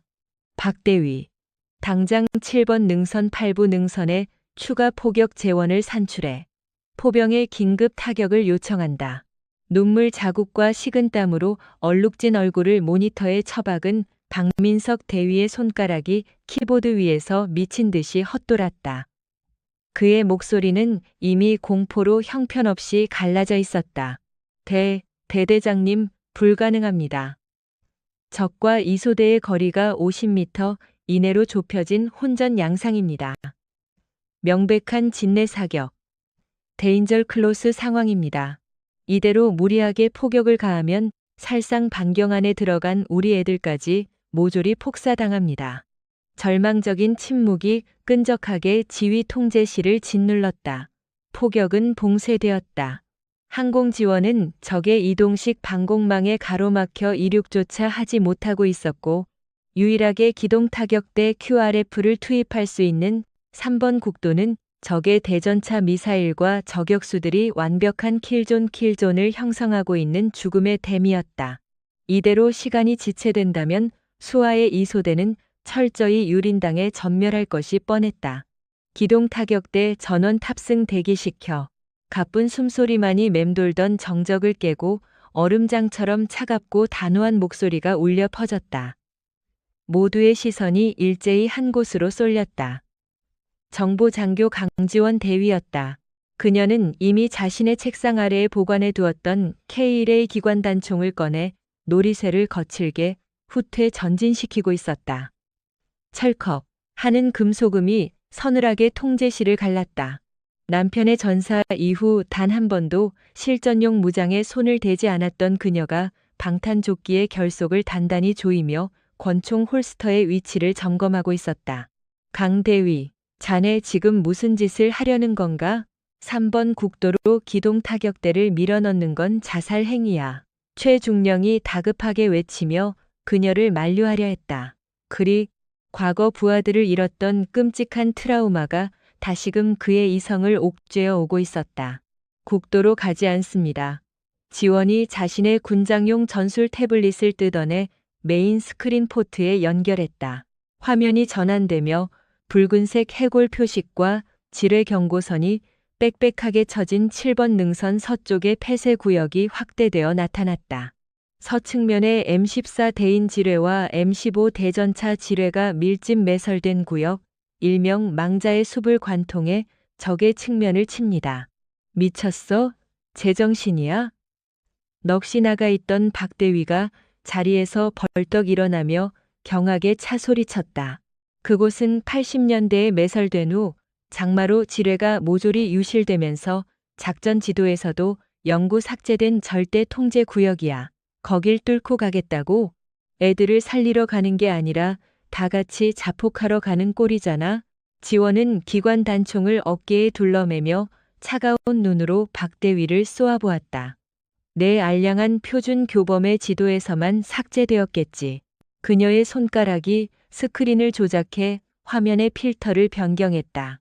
붉은 지뢰 표식들 사이로 가느다란 푸른색 선이 등고선을 따라 기적처럼 구불구불하게 이어져 있는 것이 나타났다. 통제실의 모든 인원이 그 기이한 궤적에 숨을 삼켰다. 내가 매일 밤 18시에 퇴근한 뒤 숨을 헐떡이는 내 딸 지민이의 굳은 팔다리를 주무르며 지난 몇 년간 무슨 짓을 했는지 아십니까? 지원의 목소리는 고요했지만 그 이면에는 피를 토하는 듯한 처절한 집념이 서려 있었다. 지난 5년간 해당 지역의 집중호우 및 산사태 데이터, 야생동물의 이동 경로를 찍은 고해상도 열화상 위성사진, 그리고 빗물에 쓸려 내려간 토사량의 흐름과 토질 변화를 밤새워 크로스 체크하며 계산했습니다. 지원의 눈동자에 과거 남편의 전사 통지서를 받았던 날의 비참했던 기억이 스쳐 지나갔다. 남편은 낡아빠진 교범의 안전로를 맹신하다 적의 함정에 빠져 죽었다. 그 지옥 같은 무력감을 2번 다시 겪지 않기 위해 그녀는 홀로 밤의 어둠 속에서 수만 번의 전술 시뮬레이션을 돌렸다. 아이의 불규칙한 산소 호흡기 소리를 자장가 삼아 생존을 위한 보이지 않는 길을 지도 위에 한 땀 한 땀 피로 새겨왔던 것이다. 토사 유실 방향과 야생동물들의 생존 본능을 결합해 도출해낸 폭 1.5m, 길이 800m의 안전 회랑입니다. 제가 기동 타격대의 선두에 섭니다. 내 머릿속에 이 길이 완벽하게 각인되어 있습니다. 지원은 방탄 헬멧을 꾹 눌렀으며 넋이 나간 박민석 대위의 앞으로 다가갔다. 그리고 그의 멱살을 쥐어잡았던 손 대신 이번에는 그의 어깨를 강하게 그러나 묵직하게 쥐었다. 박대위, 지휘소의 백업을 맡아. 적의 통신 재밍이 뚫렸으니 곧 적 전자전 부대의 역추적이 시작될 거다. 내 타격대가 지뢰지대를 통과하는 동안 우리 애들의 생명줄인 통신망을 지키는 건 전적으로 너의 몫이다. 또다시 두려움에 도망치거나 완벽한 이력서 타령을 하며 무너진다면 내가 돌아와서 내 머리통에 바람 구멍을 내주마. 박민석의 붉어진 눈시울에서 굵은 눈물이 뚝 떨어졌다. 엘리트 의식과 오만함으로 똘똘 뭉쳐 지원을 칼퇴하는 여군이라 멸시했던 자신의 모습이 뼛속 깊이 수치스럽고 역겨웠다. 완벽함을 연기하며 실패를 두려워하던 자신과 달리 지원은 부하들을 살리기 위해 자신의 모든 것을 걸고 칠흑 같은 죽음의 아가리로 자진해서 걸어 들어가고 있었다. 박대위는 흐르는 눈물과 콧물을 전투복 소매로 거칠게 닦아내며 피가 날 정도로 입술을 깨물고 덜덜 떨리는 손으로 거수경례를 올렸다. 반드시 죽어도 통신망을 사수하겠습니다. 무사히 돌아오십시오. 밤안개가 자욱하게 깔린 7번 능선 서측, 지뢰지대 진입로, 야간 투시경. NVG를 내린 지원의 시야는 짙고 기괴한 녹색으로 물들어 있었다. 썩은 낙엽과 습한 흙냄새가 코끝을 강하게 찔렀다.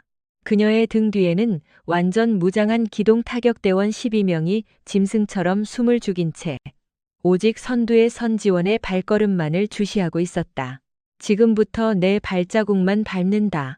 보폭은 정확히 60cm, 좌우로 단 1cm라도 벗어나면 발목이 날아가거나 대전차 지뢰의 신관을 건드리게 된다. 철저히 내 뒤를 따른다. 지원의 목소리가 골전도 무전기를 통해 대원들의 귓가에 서늘하게 깔렸다. 한 걸음, 한 걸음이 죽음의 사신과 버리는 줄다리기였다. 발밑에 썩은 나뭇가지 하나를 밟을 때마다 터져나오는 미세한 소리조차 신경을 날카롭게 긁어댔다. 낙엽 아래 어떤 뇌관이 아가리를 벌리고 있을지 모르는 극한의 공포 속에서도 지원의 걸음에는 일말의 망설임이나 떨림이 없었다. 그녀의 심장 박동은 기계처럼 차갑고 일정하게 유지되는 전술가의 그것이었지만 가슴 깊은 곳에서는 활화산 같은 뜨거운 모성애가 끓어오르고 있었다. 수아도 누군가의 귀한 딸이다.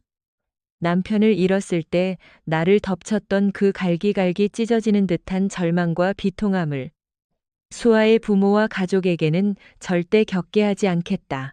지원의 머릿속은 오직 그 일념 하나로 가득 차 있었다. 장애를 가진 딸을 품에 안고 남몰래 삼켰던 수많은 눈물이 지금 이 순간 지뢰지대의 어둠을 꿰뚫어 보는 가장 예리한 렌즈가 되어 그녀의 앞길을 밝히고 있었다. 침묵의 행군이 이어진 지 정확히 14분 뒤 지뢰지대의 능선 끝자락을 무사히 돌파한 타격대의 야간 투시경 시야에 이소대의 진지를 향해 집요하게 화망을 좁혀가고 있는 적 측면 방어조의 등짝이 선명하게 들어왔다. 적들은 자신들의 후방이 완벽한 폐지뢰지대로 보호받고 있다고 확신한 채 전방의 이소대를 유린하는 데만 혈안이 되어 있었다. 지뢰지대에서 아군이 튀어나올 것이라고는 상상조차 하지 못한 무방비 상태였다. 지원이 조용히 K-레이의 조정관을 안전에서 연사로 밀어 올렸다. 놈들의 척추를 완전히 끊어버린다. 사격 개시. 명령과 동시에 소음기를 장착한 타격대의 총구가 칠흑 같은 어둠 속에서 일제히 불을 뿜었다. 팟팟, 팟팟팟. 둔탁한 파열음과 함께 예광탄이 어둠을 가르며 날아갔고 적들은 추수기의 밀밭처럼 속절없이 쓰러졌다. 완벽한 후방 기습이었다. 뒤통수가 완전히 뚫려버린 적 방어조는 비명조차 제대로 지르지 못한 채 순식간에 피보라를 일으키며 괴멸되었다. 타격대원들은 신속하게 산계하며 잔적을 소탕하고 주변을 장악했다. 총성이 잦아들고 매캐한 화약 냄새와 비릿한 피냄새만이 진동하는 참혹한 능선. 폭발로 파여나간 참호 속에서 흙먼지를 뒤집어 쓴 채 방어선에 웅크려 있던 수아중이가 믿을 수 없다는 듯 천천히 고개를 들었다. 자욱한 안개와 연기를 뚫고 녹색 레이저 표적지 시기를 끈 한 명의 군인이 다가오고 있었다. 방탄모 아래로 흘러내린 땀에 젖은 머리카락, 흙먼지가 묻은 전투복, 그리고 굳게 닫힌 입술 위로 빛나는 단호하지만 한없이 따뜻한 눈빛. 강 대위님. 수아의 목소리가 처절하게 갈라지며 떨려 나왔다. 어깨에 관통상을 입고 피를 쏟아내는 소대원을 꽉 끌어안은 채 교범 따위는 통하지 않는 날것의 죽음 앞에서 홀로 사투를 벌이던 풋내기 소대장이었다. 공포와 책임감에 짓눌려 억지로 삼키고 있던 눈물이 지원의 얼굴을 확인한 순간 마침내 둑이 터지듯 왈칵 쏟아져 내렸다. 지원은 기관 단총을 늘어뜨리고 말없이 다가와 무릎을 꿇었다. 그녀는 장갑 낀 손으로 수아의 흙과 피가 범벅이 된 뺨을 거칠게, 그러나 세상에서 가장 다정하게 닦아주었다. 그리고 피투성이가 된 어린 소대장의 어깨를 자신의 품으로 부서져라 꽉 끌어안았다. 잘 버텼다. 이수아 중위. 너의 소대원들을 네가 지켜냈어. 이제 살았다. 그 순간 통신기를 통해 지휘 통제실에서 숨을 죽인 채 교전 상황을 듣고 있던 최중령과 박대위, 그리고 전 부대원들은 결국 참았던 오열을 터뜨렸다. 아이를 키우는 핑계로 매일 18시에 도망치듯 퇴근한다며 뒤에서 수군거리고 비웃었던 그녀. 현장의 흙먼지도 모르는 샌님이라며 멸시했던 그 18시의 신데렐라가 보여준 기적이었다. 동료들의 얄팍하고 오만했던 편견이 철저히 잿더미가 된 그날 밤. 수많은 밤의 고단함과 슬픔 속에서 그녀가 남몰래 눈물과 땀으로 벼려온 생존의 칼날이 결국 이 절망적인 전장에서 모두의 목숨을 구원해낸 것이다. 아무도 걷지 않으려 했던 보이지 않는 길을 기꺼이 뚫고 들어온 한 어머니의 거룩하고 강인한 투지가 칠흑 같은 죽음의 산맥 위에 마침내 가장 찬란하고 숭고한 생명의 아침을 열고 있었다. 살았다는 이수아 중위의 처절한 안도감은 채 5분을 넘기지 못했다. 적의 측면을 완벽하게 붕괴시키며 승기를 잡았다고 생각한 순간 칠흑 같은 7번 능선 너머의 짙은 어둠 속에서 섬뜩한 섬광이 연쇄적으로 번쩍였다. 쉬익, 쾅, 쾅. 고막을 찢는 파열음과 함께 이소대 방어선 우측 참호가 통째로 허공으로 날아갔다. 폭발의 후폭풍이 능선을 휩쓸었고 흙먼지와 섞인 뜨거운 핏방울이 폭우처럼 쏟아져 내렸다. 적의 주력 부대 지휘관은 바보가 아니었다. 후방의 기습을 인지하자마자 즉각적으로 예비대를 투입하고 박격포와 RPG 화망을 돌려 타격대의 퇴로를 끊어버린 것이다. 완벽했던 기습의 이점은 순식간에 증발했고 전장은 한치 앞을 내다볼 수 없는 압도적인 사륙전으로 변모했다. 전원, 참호 속으로 엄폐, 대공 사격 진영 유지해, 사격 통제, 탄약 아껴라. 강지원 대위의 목소리가 빗소리와 폭발음을 뚫고 매섭게 울려 퍼졌다. 그녀는 흙먼지를 뒤집어 쓴 채 K-레이 소총을 견착하고 능선을 넘어오는 적의 기관 총자를 향해 짧고 정확하게 점사했다. 팟팟, 팟. 예광탄이 궤적을 그리며 나라가 2명의 적을 쓰러뜨렸지만 그 빈자리는 이내 개미떼처럼 밀려드는 다른 적들로 채워졌다. 야속하게도 빗방울이 굵어지기 시작했다. 메마른 산지는 순식간에 피와 화약, 그리고 끈적이는 진흙이 뒤엉킨 끔찍한 수렁으로 변해갔다. 이 폐쇄된 능선은 이제 빠져나갈 곳 없는 도살장이었다. 소대장님, 3분대 K3 기관총 탄약이 완전히 바닥났습니다. 수류탄도 없습니다. 수아의 곁으로 진흙을 기어온 무전병이 절망에 찬 목소리로 부르짖었다. 수아는 덜덜 떨리는 손으로 자신의 탄창을 빼어 확인했다.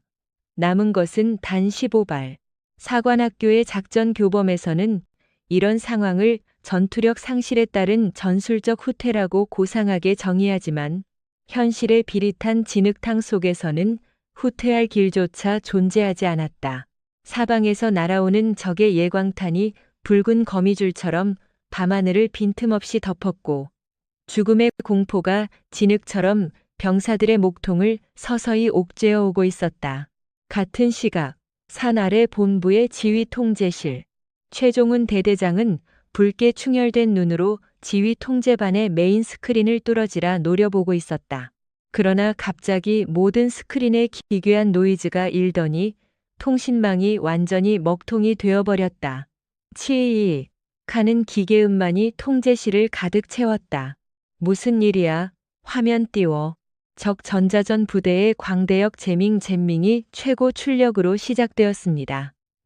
전방 기동 타격대 및 이소대와의 무전 통신이 완전히 두절되었습니다. 최중령의 주먹이 작전 테이블을 부서져라 내리쳤다. 또다시 과거의 끔찍한 악몽이 재현되는 듯했다.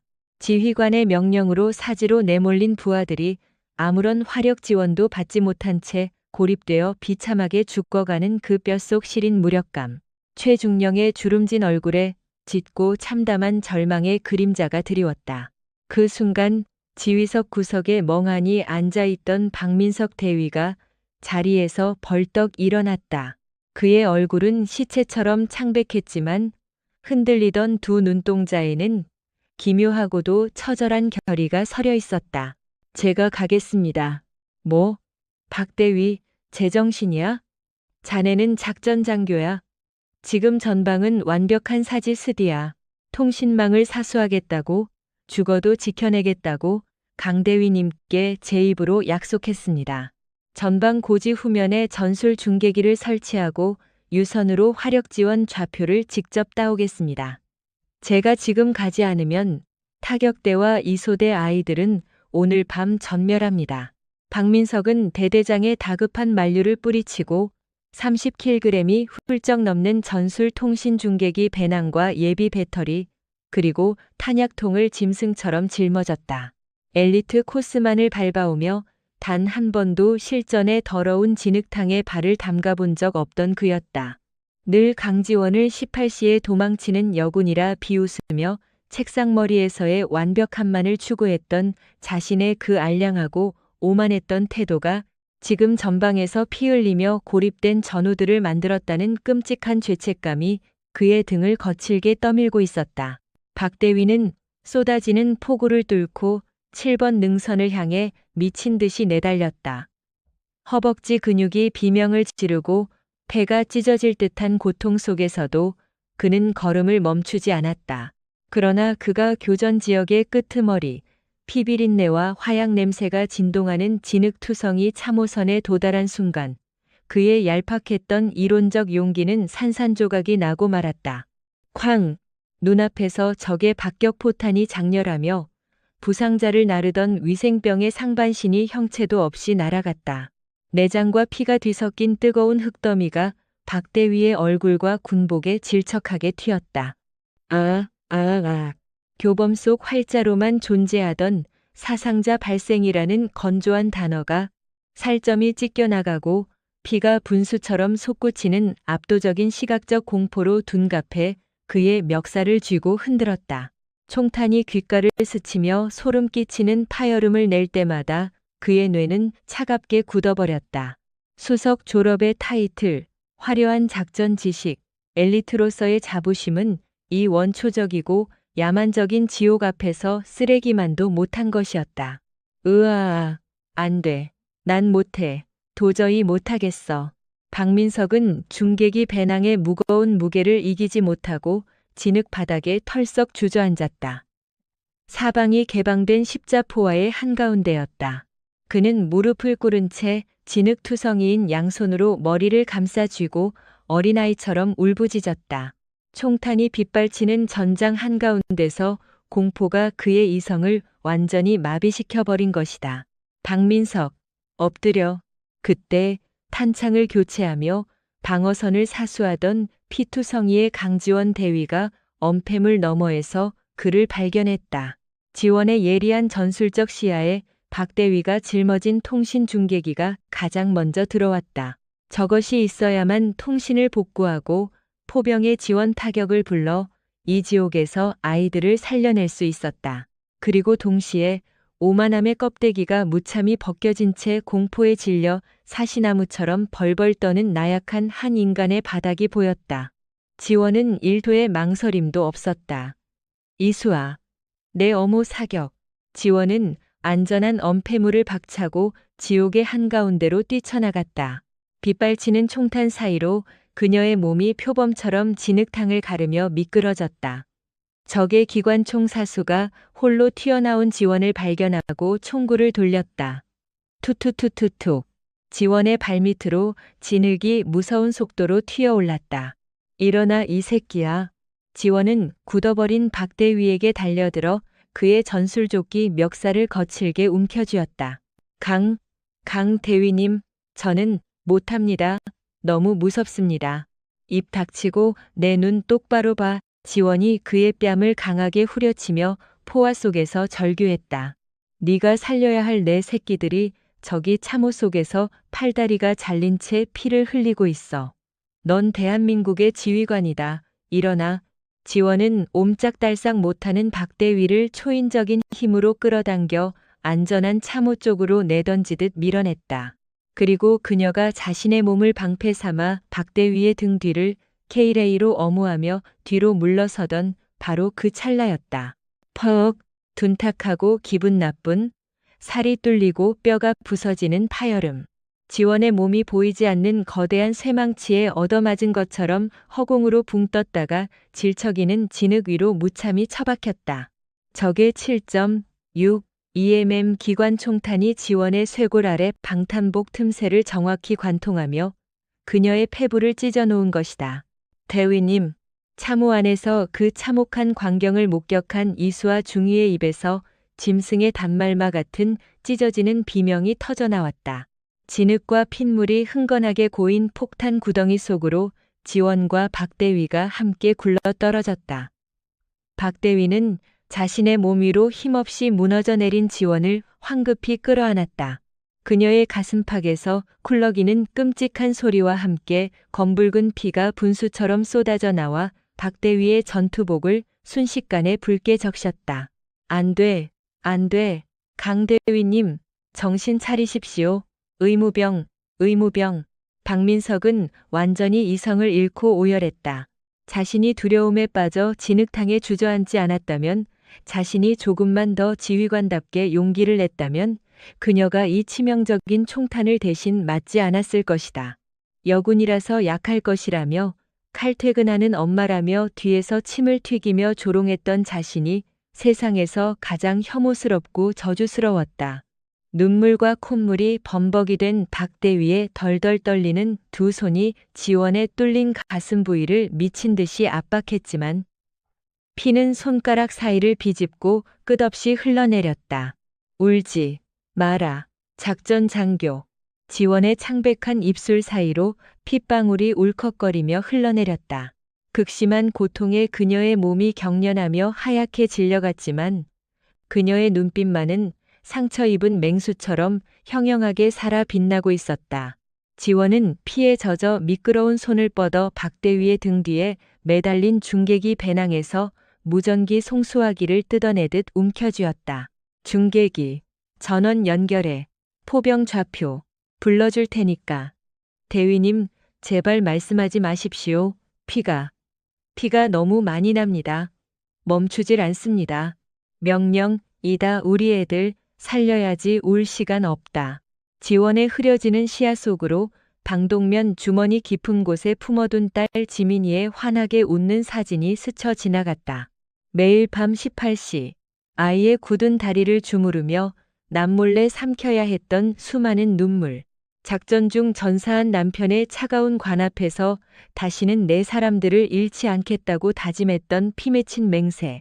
그 처절한 모성애와 지휘관으로서의 무거운 책임감이 죽음의 문턱에서 그녀의 식어가는 심장을 아주 억지로 뛰게 만들고 있었다. 최종훈 대대장님, 여기는 기동타격 대장 강지원. 지원이 핏물이 고인 무전기에 대고 거칠게 피 끓는 숨을 몰아쉬며 속삭였다. 통신. 복구했습니다. 현 시간부로 우리 측 방어선과 적본대가 뒤엉킨 위치에 브로큰 에로우, 진내 사격, 아군 진지에 쏟아붓는 포격 요청합니다. 좌표 327, 7, 9, 1. 그것은 아군의 희생을 감수하고서라도 적의 예비대 전체를 수장시키겠다는 뼈를 깎는 결단이자 자신을 제물로 바치는 최후의 전술이었다. 가슴이 뚫린 지원을 끌어안고 어린아이처럼 짐승같이 오열하는 박민석 대위, 탄약이 바닥난 채 피눈물을 흘리며 지원의 피 묻은 손을 꽉 쥐고 있는 이수아 중위, 그리고 무전기 너머로 들려오는 지원의 죽어가는 목소리에 숨죽여 오열하는 지휘 통제실의 최종훈 중령. 가장 이기적이고 나약한 군인이라며 모두에게 손가락질 받던 한 어머니의 붉은 피가 차갑고 잔인한 전장의 진흙탕을 세상에서 가장 뜨겁게 물들이며 그들 모두의 얄팍한 영혼과 생명을 경건하게 품어 안고 있었다. 좌표 3, 2, 7, 7, 9, 1. 그 끔찍한 좌표가 스피커를 타고 지휘 통제실에 울려 퍼지는 순간 거대한 침묵이 공간을 짓눌렀다. 아군의 머리 위로 포탄을 쏟아붓는 진내 사격, 브로큰 에로.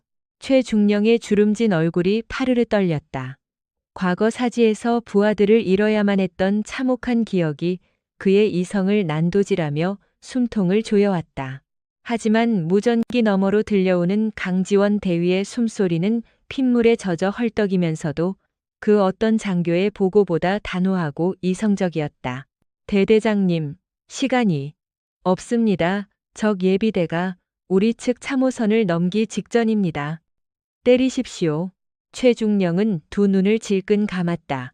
지휘봉을 쥔 손등에 핏대가 터질 듯 솟아올랐다.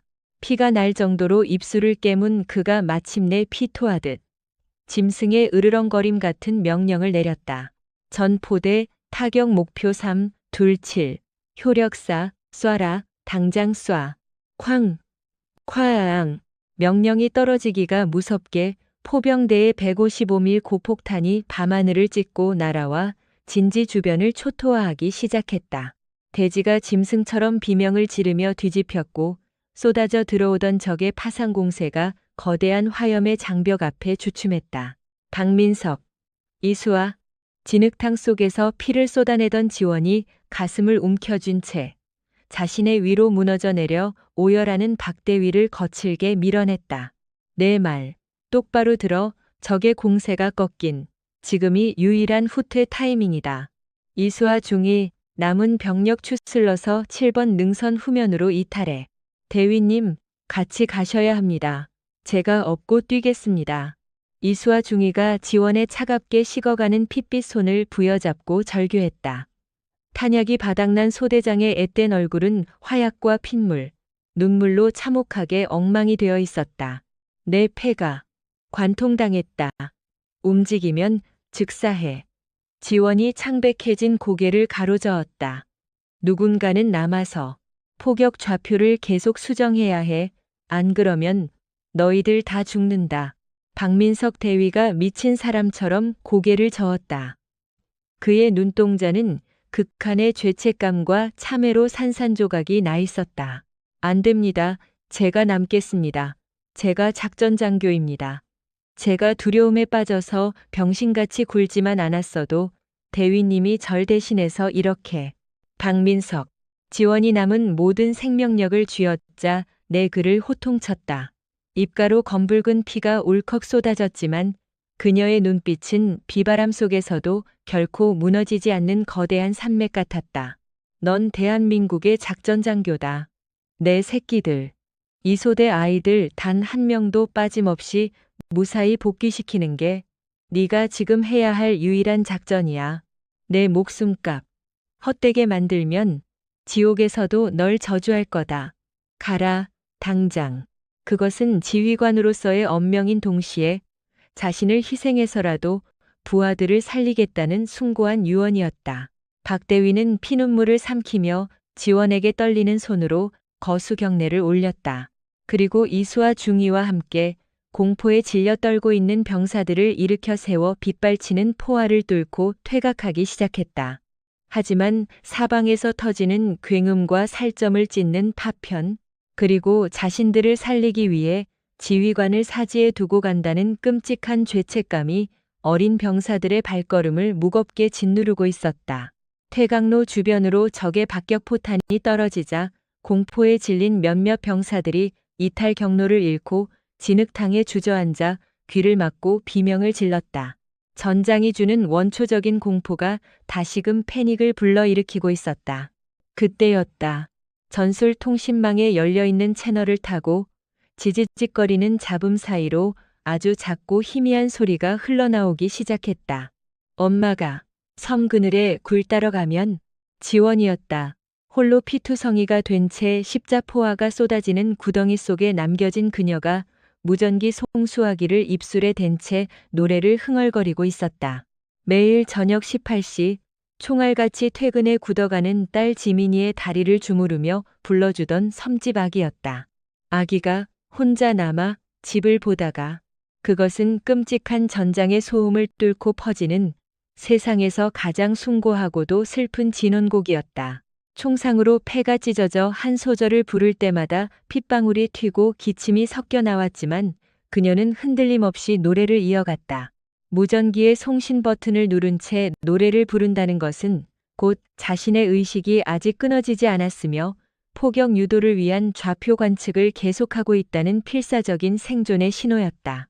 그 가참프고도 처절한 자장가가 헬멧 안의 통신기를 타고 울려 퍼지자 공포에 마비되어 주저앉았던 병사들의 흔들리던 눈동자에 기적처럼 초점이 돌아왔다. 이수와 중이가 이를 부러져라 악물고 병사들을 일으켜 세웠다. 일어나 강대위님이 우리를 지켜보고 계신다. 한 명도 낙오하지 마. 뛰어. 박민석 대위는 터져나오는 오열을 짓씹으며 가장 선두에서 총을 쏘며 길을 열었다. 칼퇴근하는 이기적인 여자라며 군인 정신이 빠졌다며 지원을 조롱했던 자신의 과거가 날카로운 비수가 되어 그의 심장을 갈갈이 찢어놓고 있었다.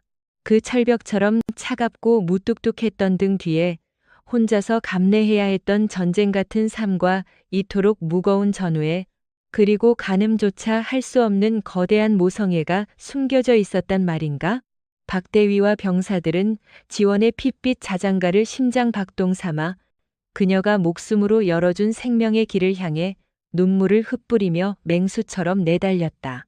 같은 시각 대대 지휘 통제실, 죽은 듯한 침묵이 내려앉은 지휘소 안에는 오직 스피커를 통해 흘러나오는 지원에 끊어질 듯한 자장가만이 처연하게 맴돌고 있었다. 바다가 불러주는 자장 노래에 최종훈 중령은 두 손으로 주름진 얼굴을 감싸쥔 채 어깨를 심하게 들썩이며 소리 죽여 짐승처럼 오열했다. 무전병들도 작전병들도 평소 지원을 뒤에서 수군거리며 손가락질하던 간부들도 모두 자리에서 일어나 고개를 숙인 채 뜨거운 눈물을 뚝뚝 흘리고 있었다. 그들의 얼굴은 뼈저린 참담함과 부끄러움으로 일그러져 있었다.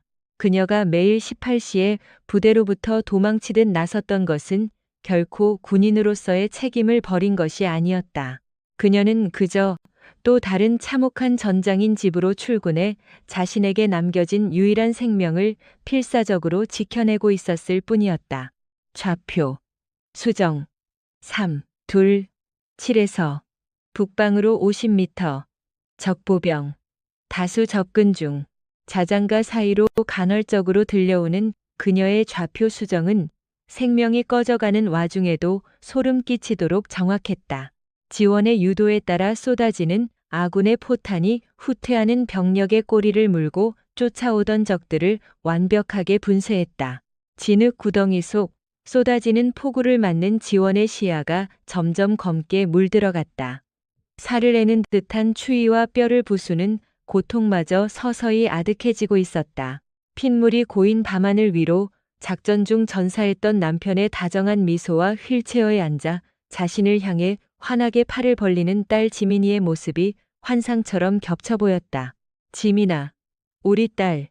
엄마가 오늘은 아주 조금 늦을 것 같아. 미안해. 사랑해. 지원은 덜덜 떨리는 손으로 피에 젖은 무전기를 꽉 쥐었다. 그리고 남은 마지막 숨을 모아 읊조렸다. 팔 베고 스르르르 잠이 듭니다. 마지막 소절이 지휘 통제실의 스피커를 타고 흘러나온 순간 쿠구쿠궁 지원이 남겨진 위치를 향해 적의 120mm 박격포탄이 무자비하게 쏟아져 내렸다. 고막을 찢는 거대한 폭음과 함께 무전기 너머를 가득 채우던 그녀의 자장가는 치직거리는 잔인한 정적 속으로 영원히 끊어지고 말았다. 강대위, 강지원 대위, 응답하라 강지원.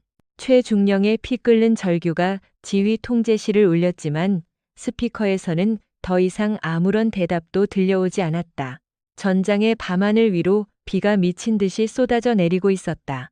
병사들을 살려내고 홀로 남겨진 한 어머니의 숭고한 피를 씻어내려는 듯 거칠고 슬픈 비가 멈추지 않고 흘러내렸다. 죽음의 공포에 휩싸였던 병사들을 무사히 살려낸 그날 밤. 무전기 너머의 자장가를 들은 모든 이들은 진흙탕에 엎드려 목 놓아 울 수밖에 없었다. 치직, 숨 막히는 침묵. 전장의 밤하늘을 무자비하게 찢어발기던 포성마저 거짓말처럼 투는 순간 지휘 통제실을 가득 채우던 거대한 정적이 모두의 숨통을 조여왔다. 강지원 대위의 피 끓는 자장가가 끊어진 무전기에서는 뼈를 깎는 듯한 건조하고 섬뜩한 백색 소음만이 맴돌고 있었다. 통신망 복구해 강대위 응답 확인해 당장. 최종훈 중령의 피토하는 포효가 지휘소의 정적을 박살냈다. 과거 사지에서 수많은 부하를 잃어야만 했던 참혹한 트라우마가 뇌리를 강타하며 심장을 난도질했지만 늙은 지휘관의 이성은 그를 빠르게 끔찍한 현실로 끌어당겼다. 최중령은 탁자를 내리치며 작전 장교를 향해 핏발선 눈으로 소리쳤다. 의무 후송 헬기 두스터프 즉각 호출. 대기 중인 기동 타격대 QRF 전원. 강대위의 마지막 좌표 3, 2, 7로 즉각 투입한다. 잔적을 완벽히 소탕하고 강대위를 구출해 단 한 명의 내 새끼도 적진에 홀로 두지 않는다. 알겠나? 같은 시각 7번 능선 후면. 지원의 숭고한 희생 덕분에 십자포화를 뚫고 안전지대로 이탈한 이소대 생존 병력들은 짐승처럼 헐떡이며 진흙탕에 쓰러져 있었다. 병사들을 인솔에 빠져나온 박민석 대위와 이수아 중위는 산 너머로 치솟는 거대한 검은 화염과 연기를 망연자실하게 바라보았다. 적의 120mm 박격포탄이 집중적으로 쏟아진 곳. 바로 지원이 홀로 남아 아군의 포격을 유도하던 그 표적지였다. 안 돼, 안 돼, 대위님. 이수아 중위가 피와 진흙으로 엉망이 된 소총을 바닥에 떨어뜨리며 무릎을 꿇었다. 그녀의 앳된 얼굴 위로 비통한 절규가 터져나왔다. 사관학교에서 배운 교범 속 완벽한 전술은 현실의 압도적인 포화 앞에서 한없이 무력했고 그 나약한 공백을 메운 것은 늙은 지휘관들의 탁상공론이 아닌 부하들을 살리려 자신을 내던진 한 어머니의 처절한 희생이었다. 수색조 편성해. 당장 의무병 데리고 내 뒤를 따라와. 박민석 대위의 두 눈동자는 극한의 죄책감과 분노로 야차처럼 번뜩이고 있었다. 칼퇴근을 한다며 그녀를 노골적으로 조롱하고 군인 정신이 빠졌다며 비아냥거렸던 자신의 오만함이 미칠 듯한 자괴감이 되어 이성을 마비시켰다. 박 대위는 상부의 대기 명령조차 무시한 채 피투성이가 된 K의 소총을 움켜쥐고 방금 전까지 빠져나오기 위해 사투를 벌였던 지옥의 사지를 향해 미친 듯이 역주행하기 시작했다. 비바람이 잔인하게 몰아치는 진흙 구덩이.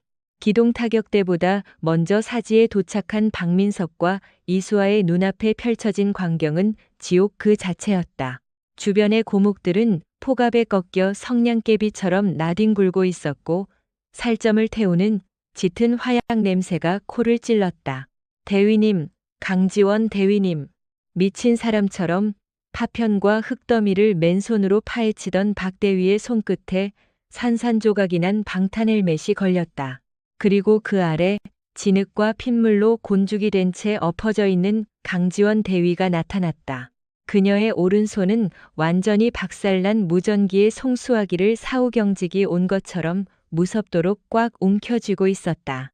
의식이 끊어지고 숨이 터져가는 마지막 순간까지도 부하들을 살리기 위해 통신선을 결코 놓지 않은 것이었다. 숨을 안 쉬십니다.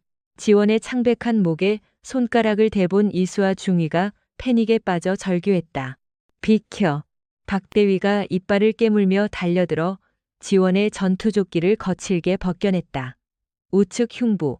파편의 관통당에 찢어진 폐에서 검붉은 핏방울이 섞인 기포가 새어나오고 있었다. 긴장성 기흉 텐션 푸뉴모서락시였다. 박대위는 덜덜 떨리는 손으로 구급낭을 뒤져 감압반을 디컴프레션 니드를 꺼냈다.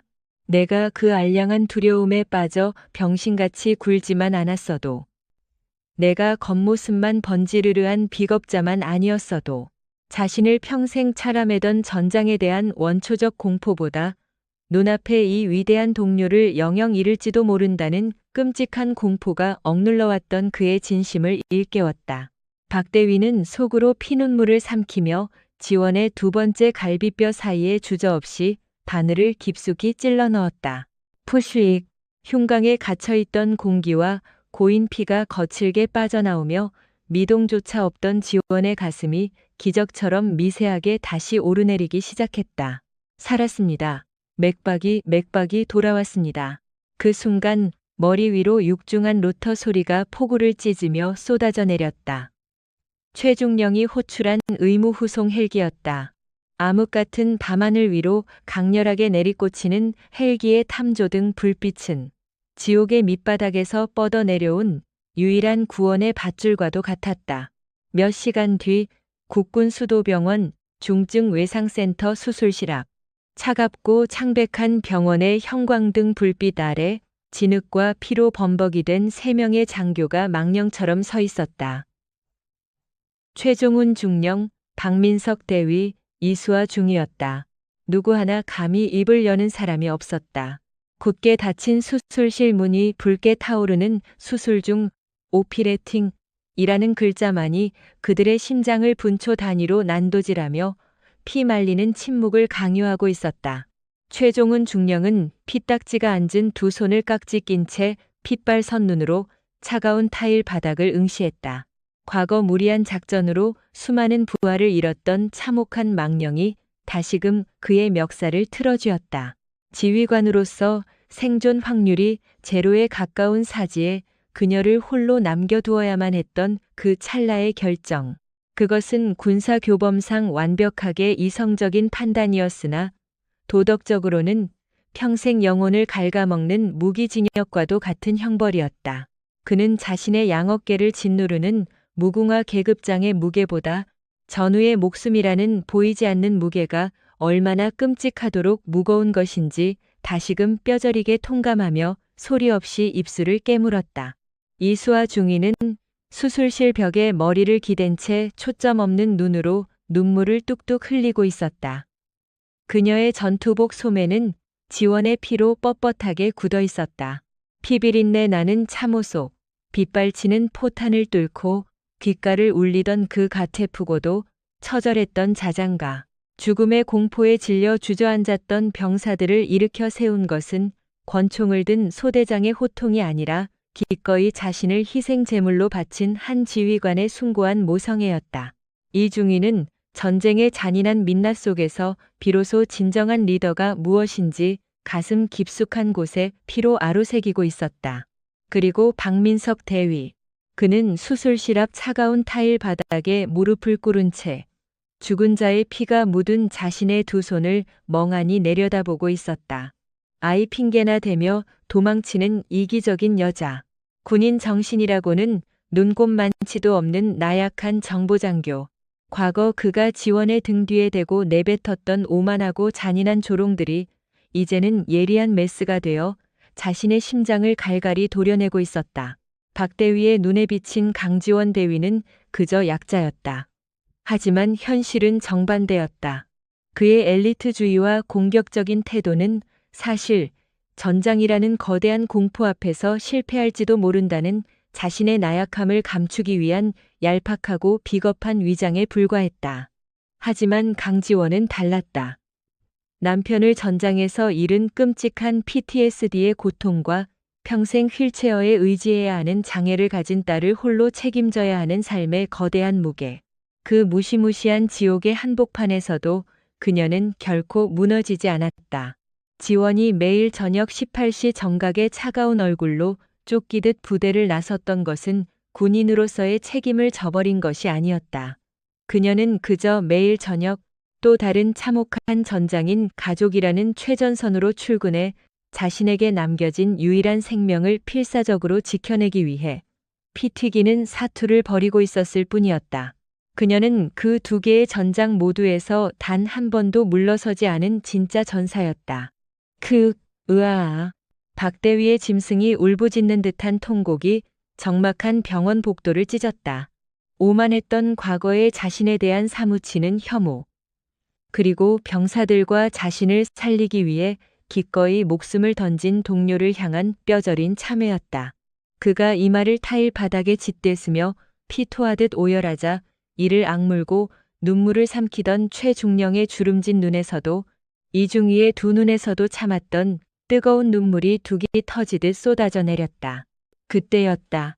수술실 문 위에 붉은 램프가 꺼지고 육중한 철문이 열렸다. 피로에 찌든 얼굴에 군의관이 피투성이가 된 수술복을 입은 채 무거운 발걸음으로 걸어 나왔다. 세 사람은 헉하고 숨을 멈춘 채 마치 사형 선고를 기다리는 벼랑 끝의 죄수들처럼 군의관의 입술만을 뚫어지게 바라보았다. 군의관은 흙먼지와 피로 범벅이 된 채 덜덜 떨고 있는 세 명의 장교를 숙연한 눈빛으로 응시하더니 굳게 다물고 있던 입술을 열고 조용히 고개를 끄덕였다.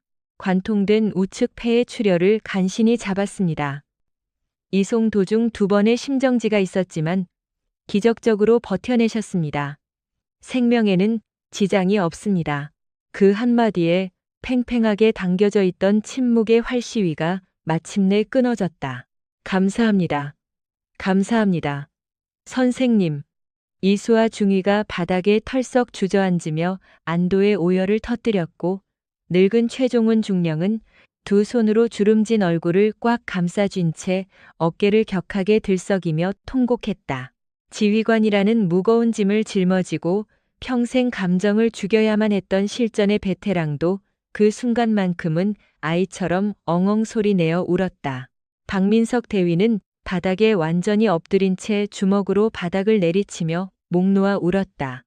그것은 그의 내면에 자리 잡고 있던 얄팍한 자만심과 편견의 껍데기가 완전히 부서지고 참회 속에서 새로운 영혼으로 다시 태어나는 뼈아픈 눈물이었다. 복도 끝 창문 너머로 칠흑 같던 전장의 어둠이 서서히 걷히고 여명의 푸른 빛이 고요하게 스며들기 시작했다. 밤새 대지를 집어삼킬 듯 쏟아지던 폭우가 멈춘 맑은 하늘 위로 눈부신 아침 햇살이 병원 복도를 따스하게 비추고 있었다. 지옥을 넘어온 생존자들의 새벽이었다. 피와 진흙으로 떡진 군복을 입은 채 서로의 어깨를 부둥켜 안고 목 놓아 우는 3명의 장교들. 그들의 뜨거운 눈물은 전장의 공포와 죄책감을 씻어내는 거룩한 정화의 비이자 어머니라는 이름의 가장 위대하고 강인한 전사를 향해 바치는 세상에서 가장 눈부신 경례였다. 그날 밤 빗발치는 포화를 뚫고 울려 퍼진 한 여군의 핏빛 자장가는 부대원 모두의 오만과 편견을 처참히 박살냈고 살아남은 자들의 가슴 속에 영원히 지워지지 않을 숭고한 희생과 전우회의 좌표로 굳건히 새겨졌다. 군을 살리는 건 책상 위의 자존심이 아니라 끝까지 사람을 살려내겠다는 책임이다. 아이를 키운다는 이유로 약하게 보였던 강지원 대위는 누구보다 냉정하게 전장을 읽었고 결국 진짜 군인은 오래 남아있는 사람이 아니라 끝까지 전우를 지켜내는 사람임을 증명했다.